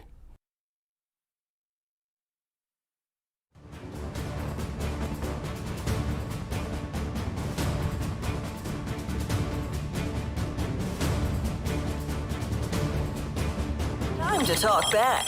On the Rob Snow Show. Have your say and call now. 613-750-1310. So we've taken a lot of calls here on this topic. Should the sale of pickup trucks to ordinary folks be banned? They're supposed to be for work, and if you don't need one for work, you shouldn't have one. That's the case that's being made in parts of the news media. The score right now is 11 nays to 2 yays. That is, it's the most dangerous lead in talk radio, that one, 11 to 2. 750-1310, okay? I wonder if that's the new standard. It's not about what you want. It's about what you need, and if you don't really need it, then you shouldn't really want it, and you certainly shouldn't be allowed to own it, and it should be banned by the government. Isn't that a heck of a standard? 750-13, where are we to? Jeremy, Smiths Falls. Jeremy. Hey, how's it going? It's going, sir. With or without me, it goes. So, what do you think about this? Well, in Smiths Falls, no one owns trucks. Nobody would ever own a truck. Nobody, no. But no, I mean, if you want a cement truck, you should be able to buy a cement truck. It's no big deal. I'm obviously pro truck. If you want it, you should have it. Okay. And, like, soon enough, what? So, like, soon enough, only landscapers can have whippersnippers because, you know, the emissions? And lawnmowers, sir, and especially those fancy right. John Deere ride-on lawnmowers, okay? Oh, you don't God, really yeah. need one of We'll those. all be out there with scissors. Right, okay. That's not all I have to say on that one. I mean, like, it's just to stir everybody up, right? Yeah, But well, hey, you did a great job. It has done that. Yes, it has. Yes, it has, sir. Thank you. Yeah. Like a lot of people I know own very loud stereo systems, okay? Big speakers, subwoofers, okay? Lots of bass. I know people love the bass, okay? But they're not DJs, okay? They don't play raves or, you know, they don't do the rounds of the wedding receptions, okay? Do they really need those loudspeakers? And those subwoofers? Why? They're not in any professional capacity and they have no need for subwoofers, so we should ban the subwoofer. Does anyone really need a saxophone? Only a saxophonist, right? Yeah. Like Kenny G. Only people like Kenny G and Clarence Clemens should be allowed to own saxophones. Other than that, we don't need any amateur saxophone players. We certainly don't need any amateur cowboys. Andre, see how ridiculous it is? Andre, good morning. How you doing, buddy? I'm okay, Andre. All right. Yeah. You own a truck? I'm calling you while sitting in my truck. You're in your truck right now. There you go. Okay. I'm enjoying my truck. You are? Okay. I think you're kind of hitting it just at the end there, what you're saying. I don't think people should be calling with their justifications for owning it. I think that what this journalist is doing is exactly what you said he's doing, trying to drum up some, just some people to read his stuff. Yeah, well. I think that just the thought process of someone saying what we need is what concerns me. I mean, do we need ATVs? Do we need sports cars? Do we need private planes? No. You know, like we don't need any of this. I don't like. Who needs a private jet, right? Okay. If we only go by what we need food, water, somewhere to live, somewhere warm in Canada. Those are, but that's not the society we live in. No. I mean, look at before the carburetor was invented. I forget the numbers now, but we thought the oil reserves were going to run out. Oh, we invented the carburetor. Okay, they last a bit longer. I mean, I made the move from across town because I was spending too much on gas in my truck. Because so for me, it was a cost thing. My old truck, I was towing my trailer for work. I'd fill the tank. It'd say 400 kilometers to empty. I'd get maybe 20 liters per 100. I was like, this is crazy. So I bought a new truck. Okay. Same size gas tank. I fill the tank. It says you got 1,000 kilometers till empty. You know, I'm towing a trailer. You know, if I'm driving like Grandma Hazel, great. I can maybe get 10 liters per 100. Towing, I get 14. So the technology is getting better, right? I mean, it is, yeah. I mean, I think generally people are going to want to move in that direction. We just can't all suddenly legislate. Well, the industry's moving in that direction too. Yeah. The industry's moving in that direction. They will soon. Exactly. Ford will soon be selling an electric F-150.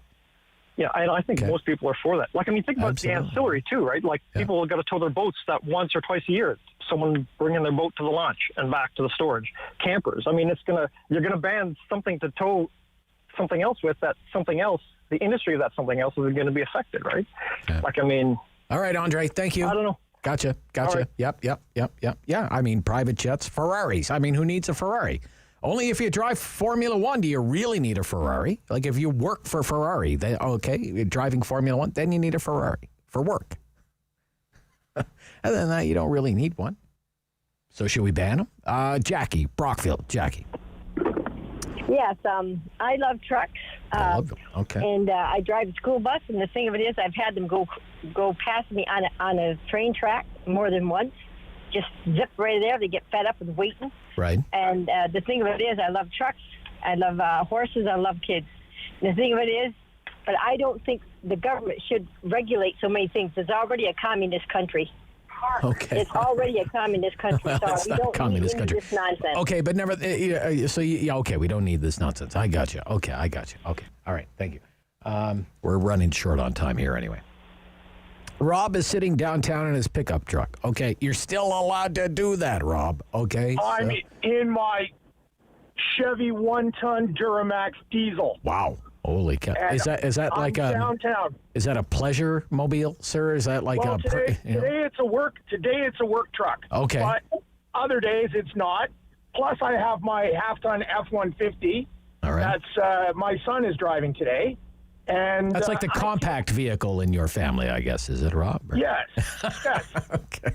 And there's no way anybody should be able to tell anybody what kind of vehicle they want to drive. If I want to spend the money and I can afford it, Sure. then I'm going to do it. And we're not.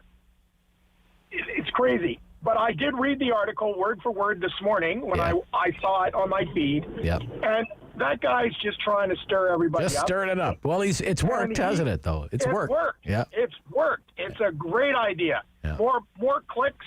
It's like clickbait because that's exactly what he's done. But in the big picture, there is something to be said for the fact that governments would like to control more, and they would like to tell us what car we should drive because they think they have the moral authority to tell us. Well, in many respects, they're already doing that, Rob. I mean, there are some vehicles that you buy, the government will send you a check in the mail. Here's your rebate for your green car. You didn't get one for your Duramax, I don't think. No, I didn't, and you won't. I don't think you get one anymore for a Tesla because if you can afford a Tesla, you won't get the rebate. Yeah, I believe that. Yeah, they put a cap on the sticker price. Okay, I'm going to take one more call here, Rob, and that'll be that. Okay, it's been very, very, very hot topic.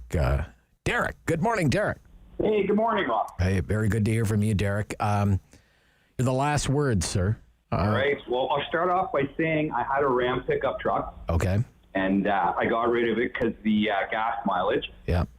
And I got a RAV4. Oh, okay. I thought that was the answer. I decided to use it to pull around my enclosed trailer. I was getting about 9 to 10 liters per 100. But when I'm pulling my enclosed trailer, I'm getting over 20. Whoa.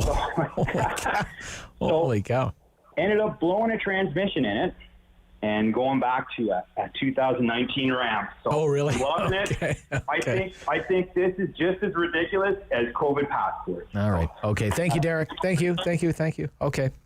The best I've ever managed to get out of my Ram, it was a long highway drive, and I reset all the tripometers and everything, was 10.8 liters per 100.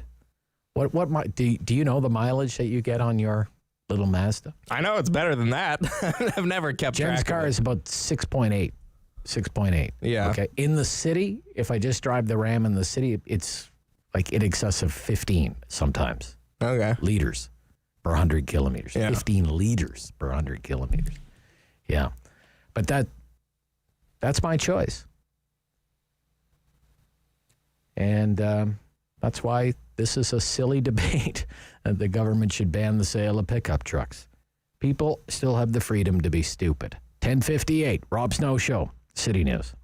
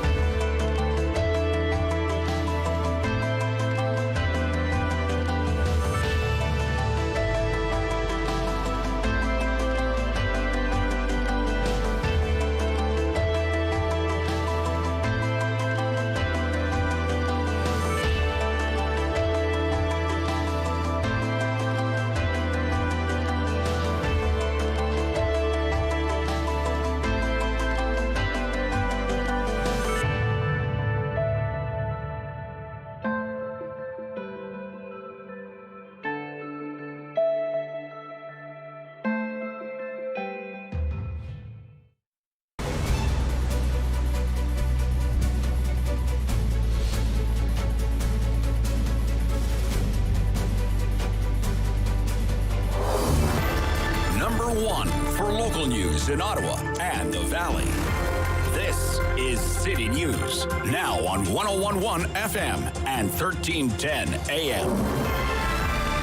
It's Monday, July 26th. Good morning. I'm Andrew Boyle. Right now, feeling closer to 30. It's 23 degrees in Ottawa, 24 in Smiths Falls. Here's what's making news in Ottawa and the Valley. Latest COVID-19 numbers are out from the province, showing 119 more cases today from just under 12,000 tests that were completed. The province also says it has recorded another 3 deaths from COVID. In our region, 6 new cases in Ottawa, and now no new cases in Leeds, Grenville, Lanark, Eastern Ontario, or the Renfrew County Health Unit. Now, the top doctor for Leeds, Grenville, Lanark District Health is calling on the 12 to 17-year-olds to get their COVID-19 vaccine. Do it now and ensure they're fully protected when they go back to school. Here's City News reporter Alex Gouge. Medical Officer of Health Dr. Paula Stewart says that age group needs 3 weeks in between doses and another 2 weeks after the second shot for immunity to go into full effect. She tells me it's also essential to get the jab to ensure those under 12 who are not eligible for any vaccine will be safe upon the return to school. Every single person that is around those younger children, they have it's almost like a responsibility to be immunized so that they can protect them.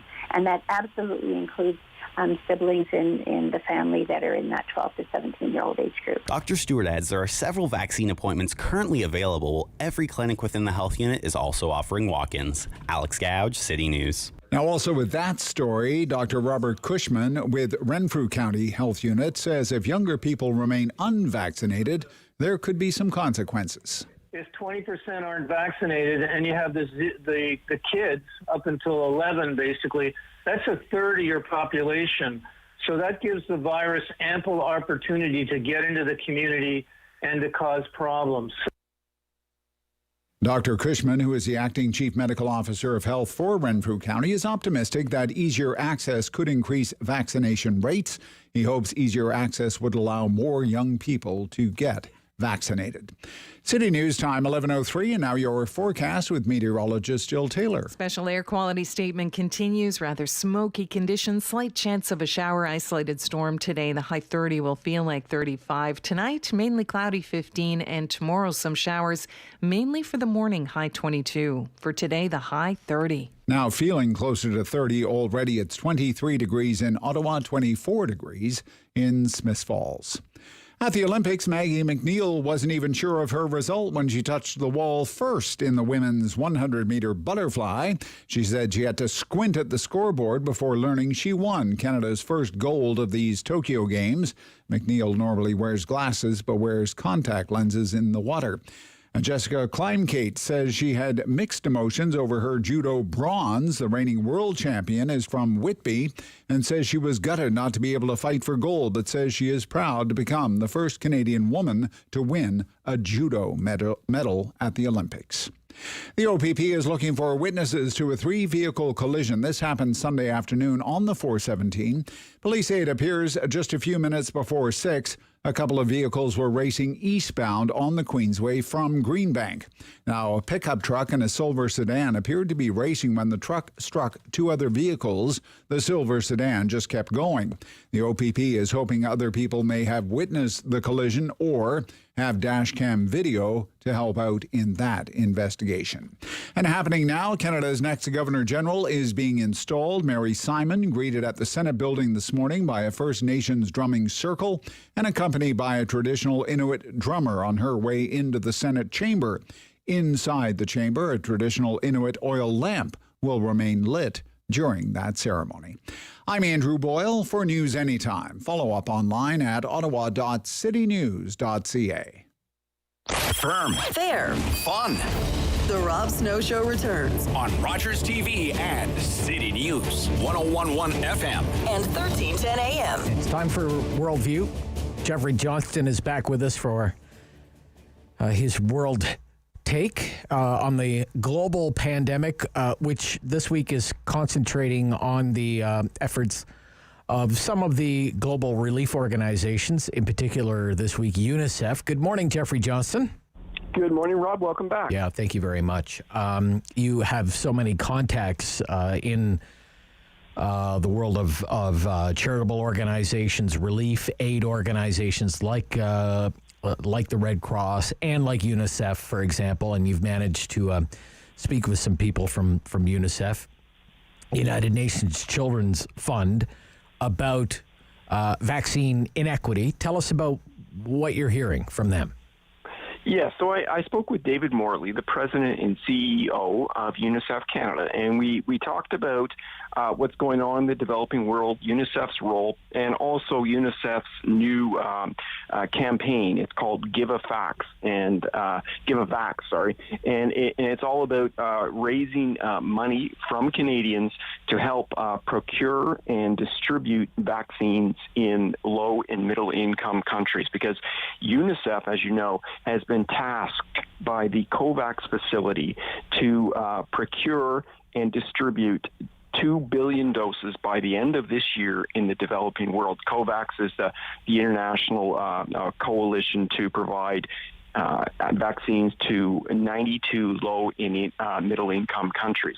And so David Morley and I talked about the impact specifically of the conflict on the pandemic and conflict and deepening poverty during the pandemic on children in the developing world. And the thing is, the pandemic is making all these problems, such as extreme poverty and conflict, much worse, because it's that much harder for UNICEF to get into these places during the pandemic and during times of conflict. So, for example, in a place like Tigray, Ethiopia, which is now on the brink of famine, in that because of that conflict, it's a lot harder for UNICEF to negotiate with the various field commanders so that they can actually get in and access areas so that they can help children. Also, he was telling me that during the pandemic, there are fewer resources available to help children and people in need, and that also causes increased societal friction. So overall, the pandemic makes everything tougher for UNICEF. So that's why they have to redouble their efforts, and it's also really important for Canadians because David Morley was telling me that Canadians are very generous people, and the public opinion polling shows that Canadians understand that we're not going to be safe until everybody in the world has access to vaccines. And so he's optimistic that Canadians will give generously to this campaign to vaccinate the developing world. Okay, so Canadians make donations to UNICEF. Where does UNICEF get their vaccines? Yeah, so they procure them directly, and they get them from the manufacturers. And from the manufacturer, not through COVAX or anything. Well, no, they're doing it on behalf of COVAX. Oh, on behalf of COVAX. And they give them to COVAX. Because UNICEF, every year, even before the pandemic, is the top vaccinator in the world and is the top procurer of vaccines in the world. And so, they immunize against polio and diphtheria and measles. They also procure the syringes and the needle disposal boxes. And in addition, they go into low and middle income countries and they train healthcare workers how to safely administer vaccines. They also are involved in the cold chain storage, because a lot of these countries, don't have the facilities to look after and properly store the vaccines at the lower temperatures. So they go in and they set all of that up and they oversee it and they train everybody. So there's a lot involved in this. And I should say as well, the federal government announced recently that they will match dollar for dollar the Canadian donations to this Give a Vax campaign. And the donations by the federal government will be capped at $10 million. So if Canadians give $10 million to this campaign, the federal government will then chip in $10 million, and so it'll be $20 million, and that'll be really important. It's interesting when I speak with, for example, officials from Ottawa Public Health, for example, I ask them how the pandemic has more or less taken over what they do. Public health in Ottawa would normally be doing a lot of other things. other than dealing with a pandemic. Inspecting restaurants, for example, or one of the focuses for Ottawa Public Health for a long time was healthy mothers, healthy babies, maternal health, dental health for low-income people in Ottawa, sexual health, these kinds of things. Almost all of that has had to be kind of put aside now because the pandemic has taken over everything and is consuming so much of the available budget. What's happening with an organization like UNICEF, where they would be, typically dealing with drought or famine, hunger, clean water, basic access to very basic health care and education? So what's happening now? Has COVID kind of taken over UNICEF as well, organizations like that? Excellent question, yes. So Canada has a very robust healthcare system, and it has pushed our system to the brink. In the developing world, low and middle income countries have very fragile healthcare systems. And even in a place like India, which has a pretty good healthcare system, it has been pushed to the brink.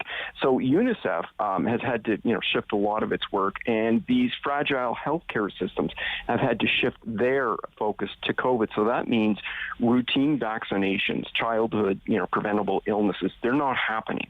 And UNICEF's very concerned that we're going to see major outbreaks of measles, for example. This happened in West Africa during the Ebola crisis.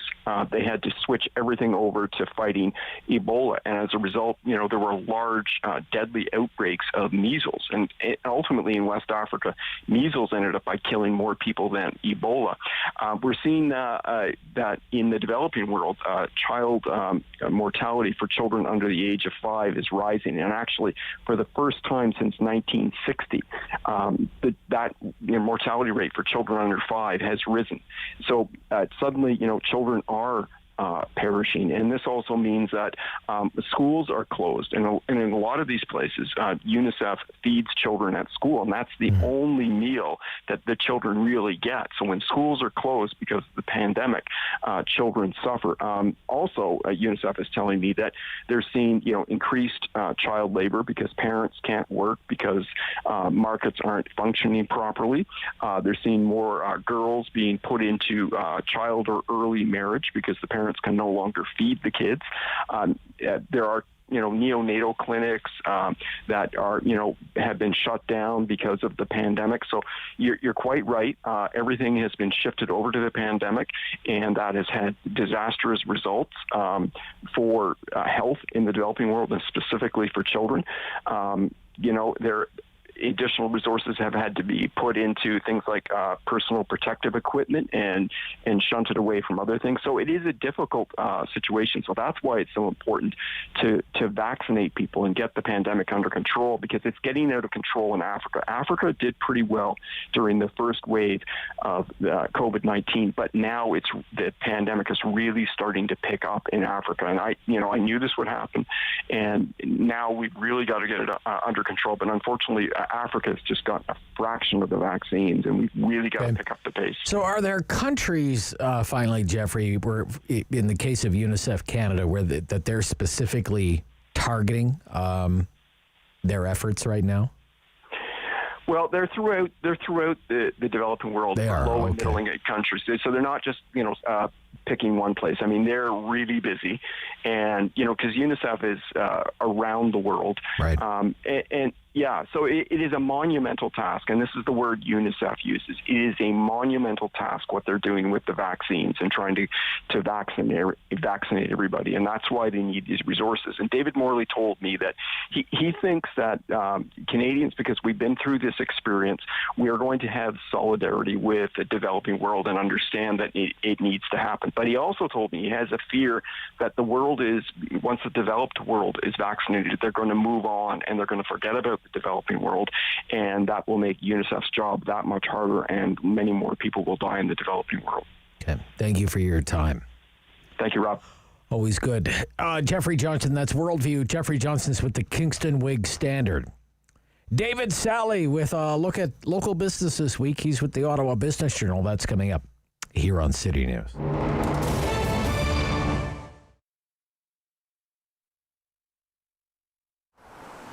It's a space that needs to be lived in. It's a space that people, have to have an experience of more than just art on the walls. I think, yes, the art on the walls is fun, and it's fun to walk around and see all the beautiful things, and the way Dominic and Edith have curated the gallery is certainly something worth seeing. But coming by and asking questions, again, to Dominic's point of view is, interrupt him, ask questions. I'm here on most of the days too. We have Luce that comes in, Nancy that comes in. So yeah, we have quite a few opportunities for people to come in and see the process, and of course ask a few questions. It's a great space. Basically, the one event that we did do, is the jazz shows, the jazz and blues shows. And I think the weird thing to let you know is that the acoustics in here are really amazing. I think that was the first thing that blew me away when we started doing shows, or when I was helping out with the shows. The other part of the business too is we do rent it out for special occasions too. So a few weddings, birthday parties, product launches, that kind of thing. So they're also a lot of fun. We do have one artist that's from the States, but of the 30 odd artists, the rest are from either Quebec, Ontario, and one beautiful woman from BC. It's definitely part of the philosophy to maintain and canvas and show the beauty that we have in our backyard. You have the very, very strong personalities in Edith and Dominic, of course. It's wonderful to see how that actually balances out in the rest of the gallery. Without necessarily being, an objective, we basically have half female artists and half male artists in this gallery. I can't say it's anything more than choosing the best people, and that's just the way it is. And I love that. I think it's great. You go through and you're like, wow, it's all pretty cool. And yep, it's half are women and half are men. It's cool. Like everyone else, we didn't know what to think, right? It's overwhelming at first. You just know that things are closed. And now you're trying to figure out what you do during that downtime, which I think everyone did. And I think in March, the first close, the first shutdown, it was a lot of actually recuperating and resting and not worrying too much on the spot. It's running a gallery is a bit like running a marathon with sprints. So there comes a time where, it's actually nice to just take a break. And then you wake up and realize that, okay, now it's time to wake up and deal with this new reality. From my perspective anyways, I think a gallery can be overwhelming, and I like to make it fun. So you're going to come in, I'll ask you questions, I might even joke around with you. The most people come here, they're not really going to buy art, but they could have a fun time and talk about it, right? And one of the things the gallery does offer is for local purchases, we'll be happy to drive it to your house and hang it for you.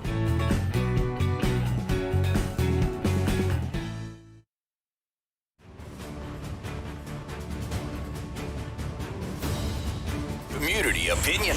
The Rob Snow Show returns On Rogers TV and City News. 101.1 FM and 1310 AM. Take a look at the big local business news courtesy of David Sali from the Ottawa Business Journal. He's with us every Monday morning. Good morning. Welcome back. Well, thanks, Rob. Nice to be back. Yeah, it's great to hear from you. The film and television production business in Ottawa, for people who don't know, business is booming. And it boomed all throughout the pandemic, actually. Didn't really slow down at all. A big account from one of your reporters from the Ottawa Business Journal, Madeline Hewitt. Tell us about how the industry is going, the film and television production industry in the capital, because it's a real bright spot for our local economy, David. Well, it really is, Rob. And I mean, I don't think most people would exactly think of Ottawa as Hollywood North, if you will. And yeah, we're not in the same league yet as Toronto, Vancouver, even Montreal, but we are certainly we're one of those if we were in a movie, we would be one of those supporting actors that kind of makes you stand up and take note anytime we're in a scene, because we have a lot of things going for us here in the capital that people might not realize at first glance. We can, and this is translated into some pretty big money for the local industry. The Ottawa Film Office, partly funded by the city, it's a nonprofit organization that promotes Ottawa as a film production hub, and it recently said that the first half of 2021, dramatic productions, live action productions, generated a record $15.8 million. That's indirect spending on the city's economy. That's up 12% over 2019. Yeah. During the first half of the year, David, during the first half of the year, well, everything else was closed, right? You think of all the businesses that were shut down, and there was so little economic activity being generated first half of 2021. But that industry was gangbusters for that. Yeah, well, it really is. I mean, one production company here, One Department Entertainment, Shane Boucher is a producer there, and he said they're already working on their 7th movie this year in Ottawa. Wow. You know, you've got networks like Oprah Winfrey Network, Lifetime, Hallmark. Christmas movies are a big thing, actually. There have been several in my neighborhood over the last couple of years. They're shooting for obvious reasons. You've got the Four Seasons here, which is really a big element. Producers talk about all the time that you know, Ottawa, with its distinct seasons, you can film Christmas movies, and then in the summer, it can stand in for a place like Atlanta, for example, which is where Boucher's company recently filmed a movie called Amazing Grace for the OWN network, and Ottawa doubled for Atlanta because of it's got, you know, all kinds of different types of buildings, right? Different types of architecture, historic buildings, modern buildings. It's got rivers. It's got canals. It's got the rural area, the canal, all that sort of stuff. So it's a good kind of you know, it really is a locale that can be made to look like a lot of different places in all different seasons. And it's got the other thing about it is, compared with, say, Vancouver, where it might take you hours to get from downtown Vancouver if you've got to go up to Whistler or whatever. Here, everything is basically within a half-hour drive. That's another thing producers love. You can be downtown shooting urban landscapes, cityscapes, and then within half an hour, you can be out in wherever, Kempsville, Merrickville, or beyond in a rural or small town type of setting. So all of those things really are adding up to to give the city quite a substantial economic bump, because not only are you talking about the direct spending here, but then those production companies, they have to go out. The crews have to stay somewhere. Yep. So hotels are getting business. Absolutely. Restaurants are getting business. Other suppliers. So we're talking $100 million plus in indirect spending as well that's pumped into the local economy every year from the film and TV industry. Be curious to know what the tax regime is like. Must be very attractive from a tax credit point of view. There is a very good tax credit. Ontario has a program itself, and then you get an even better credit if you shoot outside of the GTA. Right. Yeah. As sort of an incentive to producers to do that, and that's also helping a lot, for sure. And just to quickly mention, Rob, there's also, don't forget, the city is helping to finance a $40 million soundstage that's going to be coming online in the next couple of years across from the Nepean Sportsplex on Woodruff Avenue there. It used to be part of a research facility, the Greenbelt Research Farm. So that is going to become home to a 200,000 square foot soundstage, likely that's going to open in the next couple of years. And once that comes online, then you've got all kinds of new opportunities to actually film original dramas indoors in a dedicated facility, which has been one of the things that's been holding Ottawa back so far from getting to that next level. Okay, this is very exciting. I certainly am familiar with the name Dr. John Bell, cancer researcher with decades of experience from the Ottawa Hospital, part of a firm that is called Turnstone Biologics, and very exciting. We only have 2 minutes left, but tell us about this. This is the city's largest venture capital deal in 3 years, in almost 3 years, $80 million US. Tell us about that. Right, that's it, exactly, Rob. $80 million US, a Series D round. Turnstone, they use, they're developing treatments that basically use the body's own immune system to fight cancer. So this is a real emerging field. A lot of companies are working on this. John Bell and his team at the Ottawa Hospital Research Institute, they're among the leaders in the world. at this sort of technology, biotechnology, and so this is really catching the attention of in particular PFM Health Services. They're a big a BC firm targeting health companies in the U.S. And so the company's based in the U.S., but almost all of its 95 employees work here doing the research here in Ottawa. It's raised $170 million U.S. now, Rob, in BC Capital in 6 years. I mean, so really that's, if its research comes through the way they hope, this could be this could be just game-changing for cancer treatment the world over, and they're really hoping that that their research is going to pay off. Trials are underway now, and you know, so they're hoping within the next couple of years this can maybe start to get into the market and really change just how cancer is treated, and it's really exciting for sure. Okay. Great to hear from you, David, as always. Thank you so much. Thanks, Rob. Yep, from the Ottawa Business Journal. That's David Sali. We're going to talk about the cost of living, the inflation rate, coming up after the 11:30 news. Focus on the economy with senior economist from BMO Capital Markets, Sal Guatieri. $1.37 for gas. $1.37, David, around the corner for gas. And as well, the leader of the Ontario Liberal Party, his name is Stephen Del Duca, and he is calling for vaccine certificates, not called passports, certificates, and mandatory vaccination workers, mandatory vaccination for healthcare workers and education workers, teachers. Maybe mandatory vaccinations for you. We'll talk about that in the final half hour of the Rob Snow Show here on City News.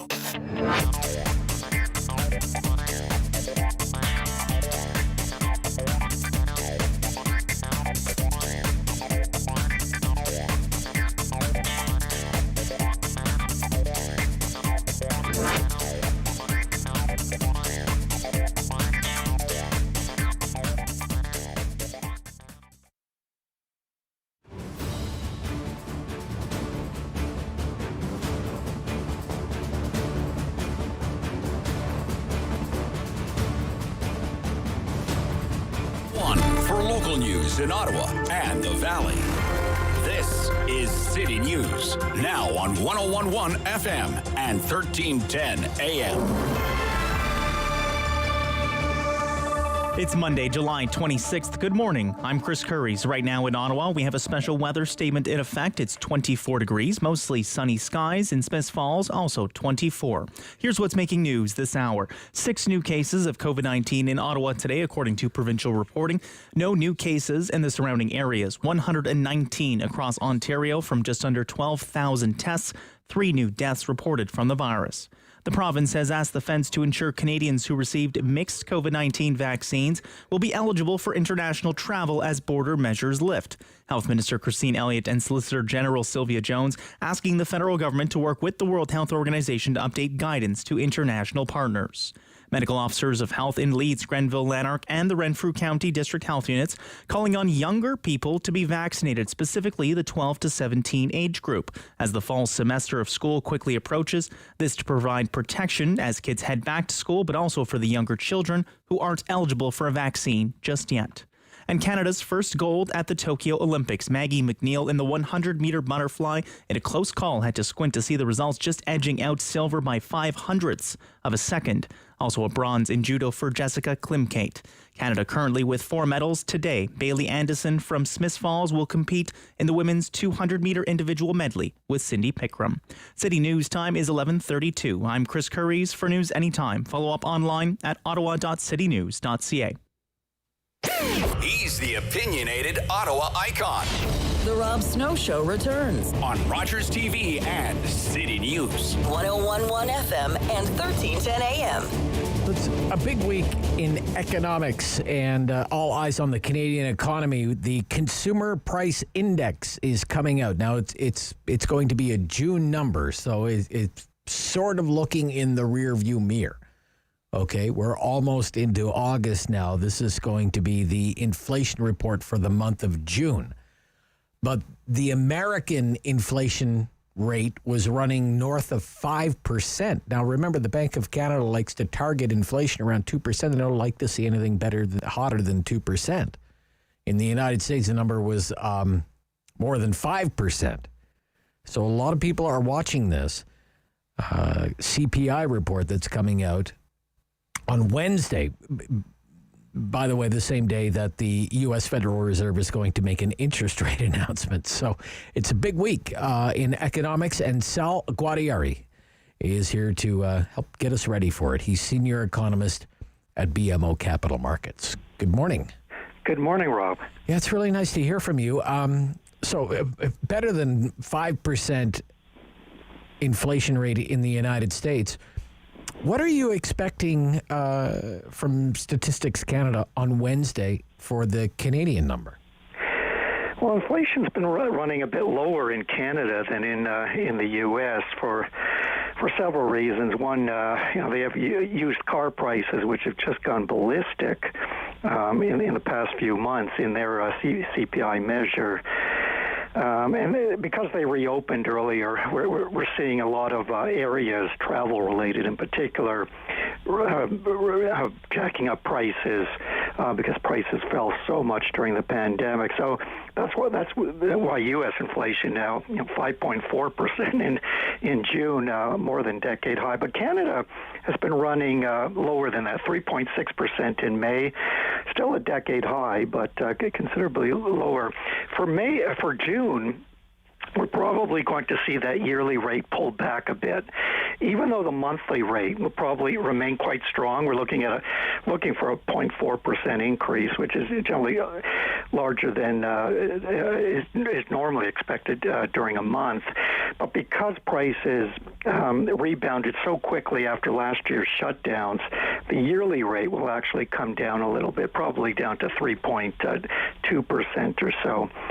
We'll have a close eye, though, on some of the underlying measures that the Bank of Canada monitors, their core measures. And the average so far, 2.3%, doesn't sound very high, but that is a 12-year high for Canada. So, and as you mentioned, that is above the Bank of Canada's 2% target. I don't think the Bank of Canada is too fussed at the moment about the inflation situation in Canada. But, if we see that rate continuing to move higher, there could be a bit of a concern. Okay. One of the other great debates that's happening in economics right now is this temporary or is it a more long-term trend? Higher inflation. What's the view of BMO Capital Markets? The term used in economics is transitory. Is this a short-term thing, a transitory, a blip? What's the view of BMO Capital Markets? Yeah, we've kind of taken a middle-of-the-road approach and think it'll be kind of partly temporary. We do expect inflation to end up higher than before the pandemic started, but not to remain at the current high levels, either in the U.S. or Canada. Now, for Canada, we probably will see the inflation rate, even if it comes back a little bit in June, approach 4% or so, pretty close to 4% by the end of this year, just because I think as we reopen, we will see some of the travel-related industries raise prices, hotel rates, for example, airfares, and that's going to put a little upward pressure. And, of course, house prices have gone up so much in Canada in the past year that we will see extra pressure on that component of the CPI over the next 6 months or so. But beyond that, once we get through next year, I think we'll see Canada's inflation rate then come back down to maybe just under 2.5%, because we still have basically a lot of slack in the economy, a fairly high unemployment rate, more than 2 percentage points above pre-virus levels. It'll take a while to come down as well. So I think, that's going to keep some downward pressure on wages overall. And ultimately, unless you get wages ramping higher, it's hard to sustain inflation at a higher rate. Now, I hear this a lot. Economists are very interested in knowing what happens with the inflation question on the wage side. Why is that so important to what happens next with inflation?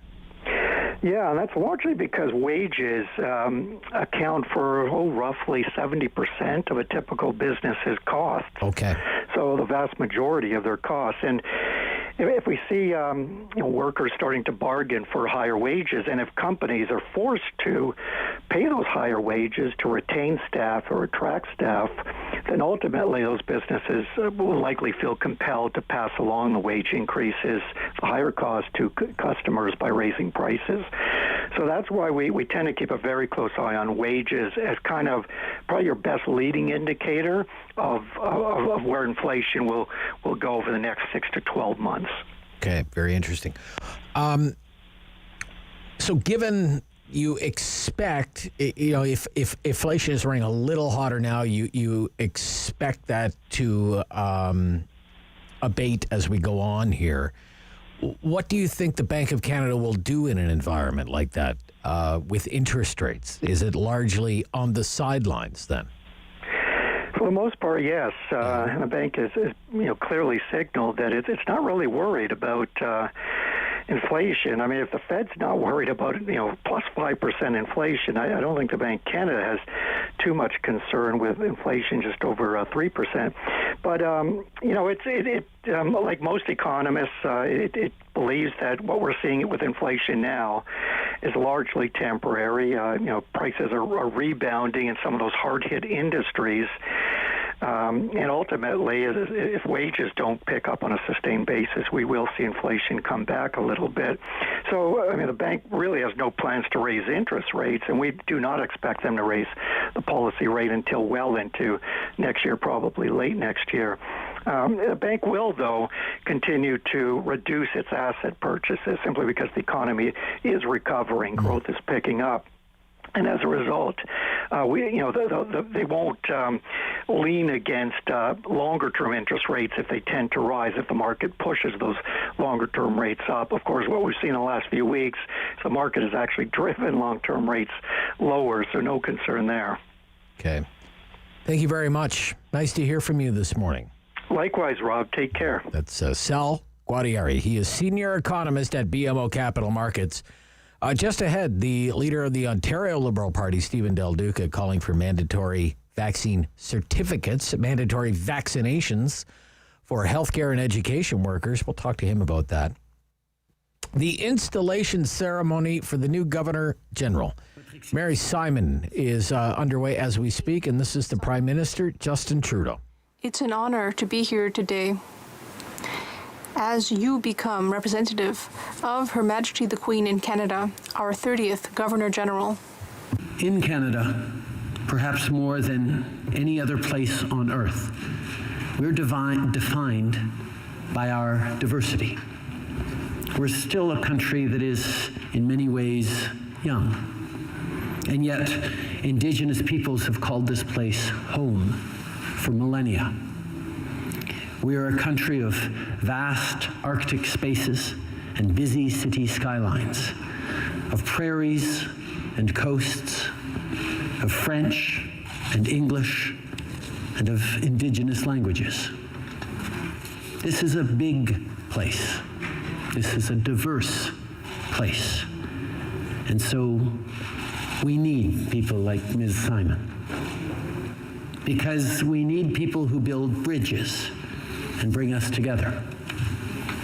An officer of the Order of Canada and of the Ordre National du Québec, a leader in reaching Canada's first land claims agreement, and now Canada's first Indigenous Governor General. Your Excellency, your remarkable achievements are an example of what it means to build bridges in pursuit of the Canada to which we all aspire. Un Canada de diversité. A Canada of diversity and inclusion. A place where everyone is respected and where everyone can thrive. That is within our reach, thanks to leaders like Ms. Simon. So many youth saw their lives change for the better, thanks to Ms. Simon's work in the area of education. And parents will remember her as a courageous spokeswoman who fought to have Indigenous rights included in the laws of our country. The world recognized her work as ambassador for the protection of the Inuit Nunangat, and we will closely follow her commitment to the fight against climate change throughout the country. You remind us that true leadership is not measured in the honors or distinctions stacked up behind someone's name, although today you take on yet another title among many.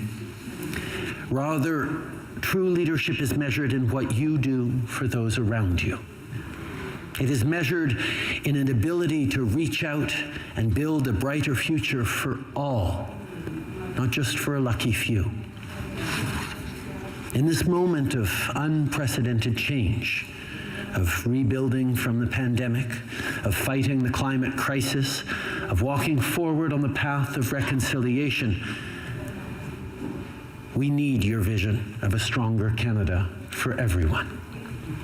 A vision, as you say, of collective progress towards building a more inclusive, just, and equitable society. En ce jour où notre pays franchit cette étape importante. Today, as our country takes this major step, I am certain that we have gained a leader who will ensure that the changes that we see are built on hope, justice, and a better future that each and every one of us will benefit from. Your Excellency, it will be an honor to work with you as you make this historic function yours. Thank you. Nakumik.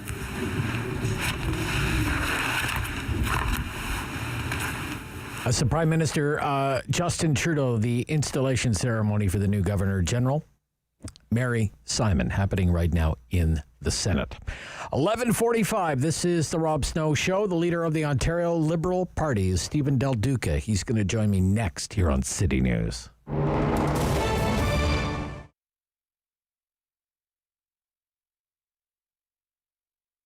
When it came to opening the business, because I was so young, there was a lot that I didn't know about management, financial management, management of people, all around management, I think is the word that I always come back to. I think that I always had a passion and I knew that I wanted to create a space for people to get their hair done, but I had no idea, even having studied business management, what it really took to open a business as well as sustain a successful business. So in 2014, I was actually working with Angela Sutcliffe. She was my business coach at the time, and she was like, what's your niche? Like, what separates you from other salons. And when we started to really dig, it was the curls. It was the fact that we work with all curl types, curly, kinky, wavy, coily, which is how we identify our curl types. And then you have straight hair as well, of course. But more than 70% of the world has some sort of curl pattern to their hair.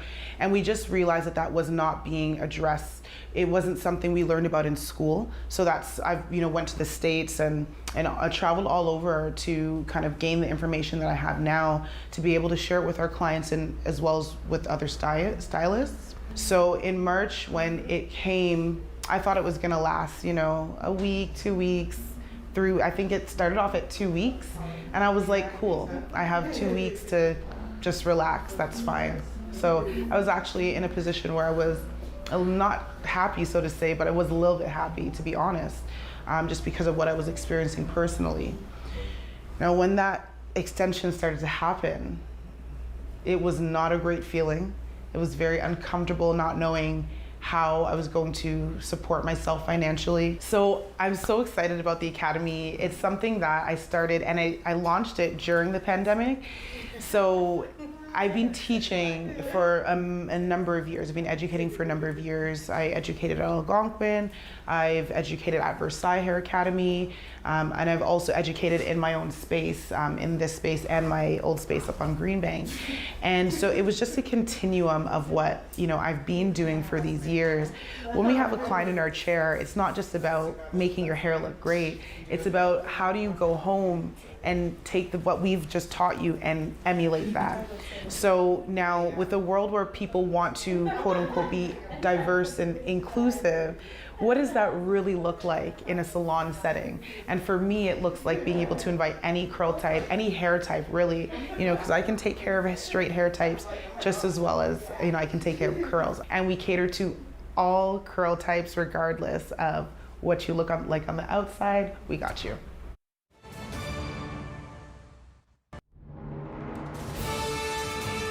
Strong opinions. Rob Snow Show returns on Rogers TV and City News. 101.1 FM and 1310 AM.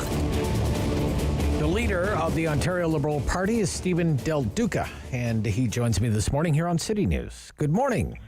Good morning. Thanks so much for having me back on, Rob. Great to hear from you. Where have we reached you today, by the way?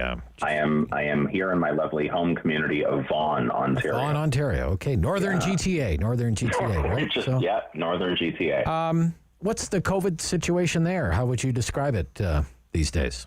Listen, the York region faced some real tough challenges much earlier in the pandemic. Right now, it's going not too badly. Thank goodness. The vaccine rollout seems to be going okay.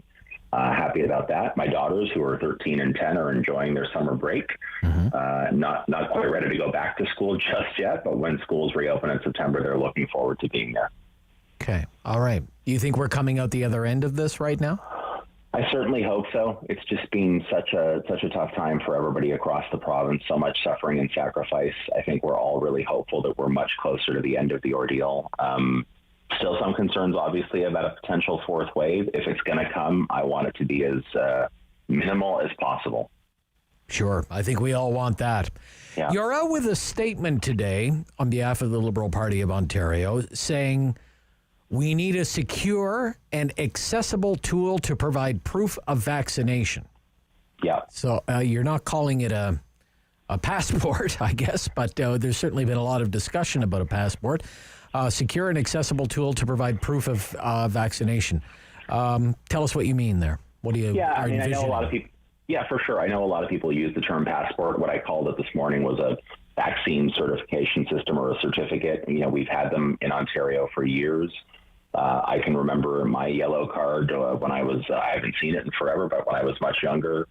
So what we see in Ontario today, specifically as it relates to preventing a tough fourth wave, which none of us wants, is something whereby the province sets a standard. It is centralized. It is a certification system or a certificate or a passport, if that's what people want to call it, that just lets everybody know what the ground rules are, and it helps people demonstrate that they've received both of the doses of the vaccine. Right now, what we see, different businesses, different sectors, different colleges, maybe universities, different hospitals, are approaching this differently. And I think that's wrong. I think we need to have something centralized and standardized that we can all agree on. Okay, so this is interesting. Take, for example, in the university sector, which is certainly the domain of the provincial government, we have some university administration saying, if you're coming to our residence, if you're going to live in residence, for example, you need to be fully vaccinated. Others, if you're coming to class, if you're going to be on campus at all, you need to be fully vaccinated. You're saying it needs to be uniform, right, all across the no, province? what I'm saying is that, so right now we're in a situation where Doug Ford said, I'm not your guy. I'm not going to do this. I don't believe the province should be creating a level playing field or a standard.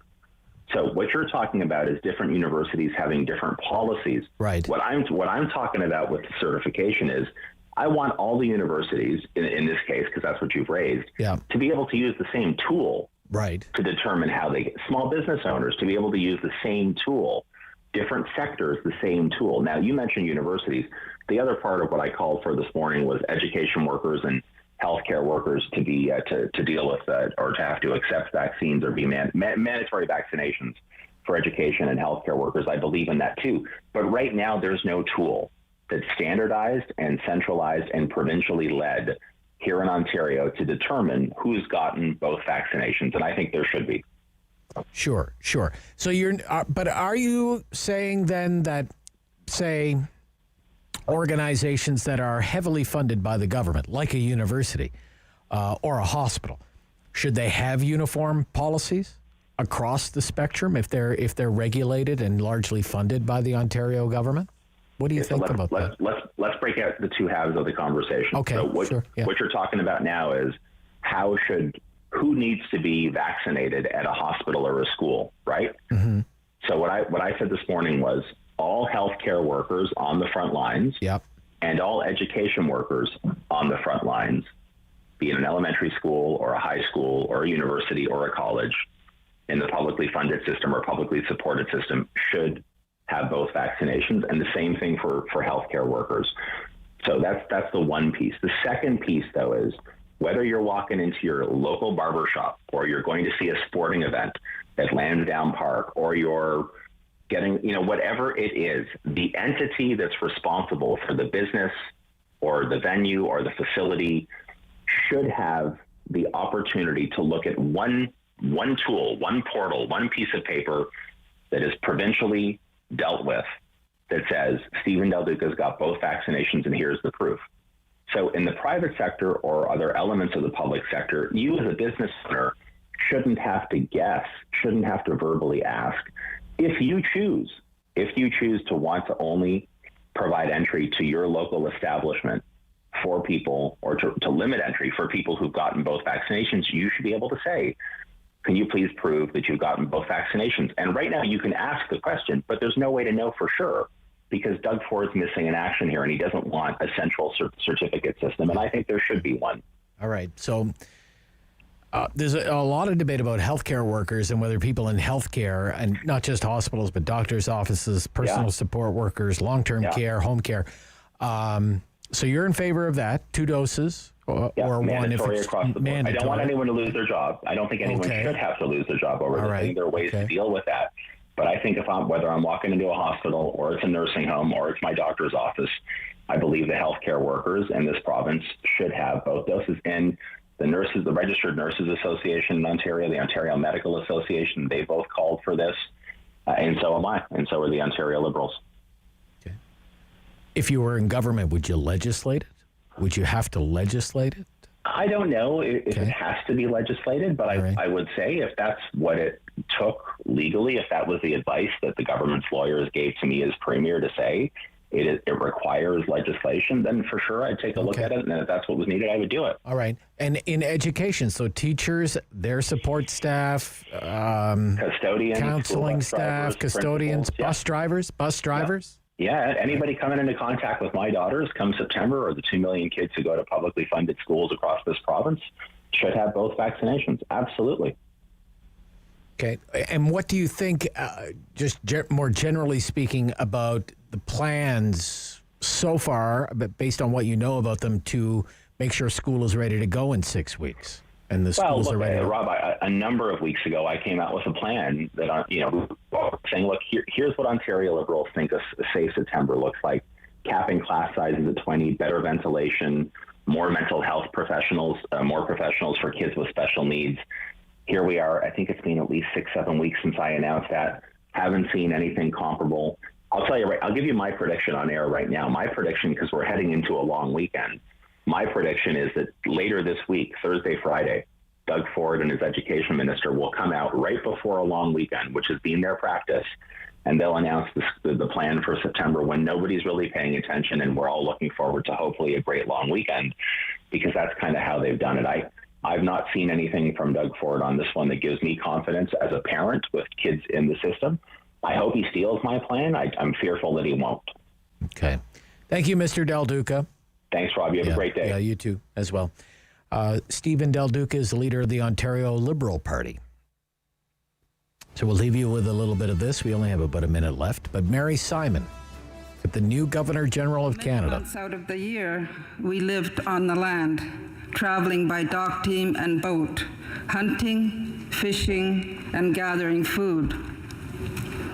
Over the years, I have exchanged stories with Canadians about favorite childhood memories.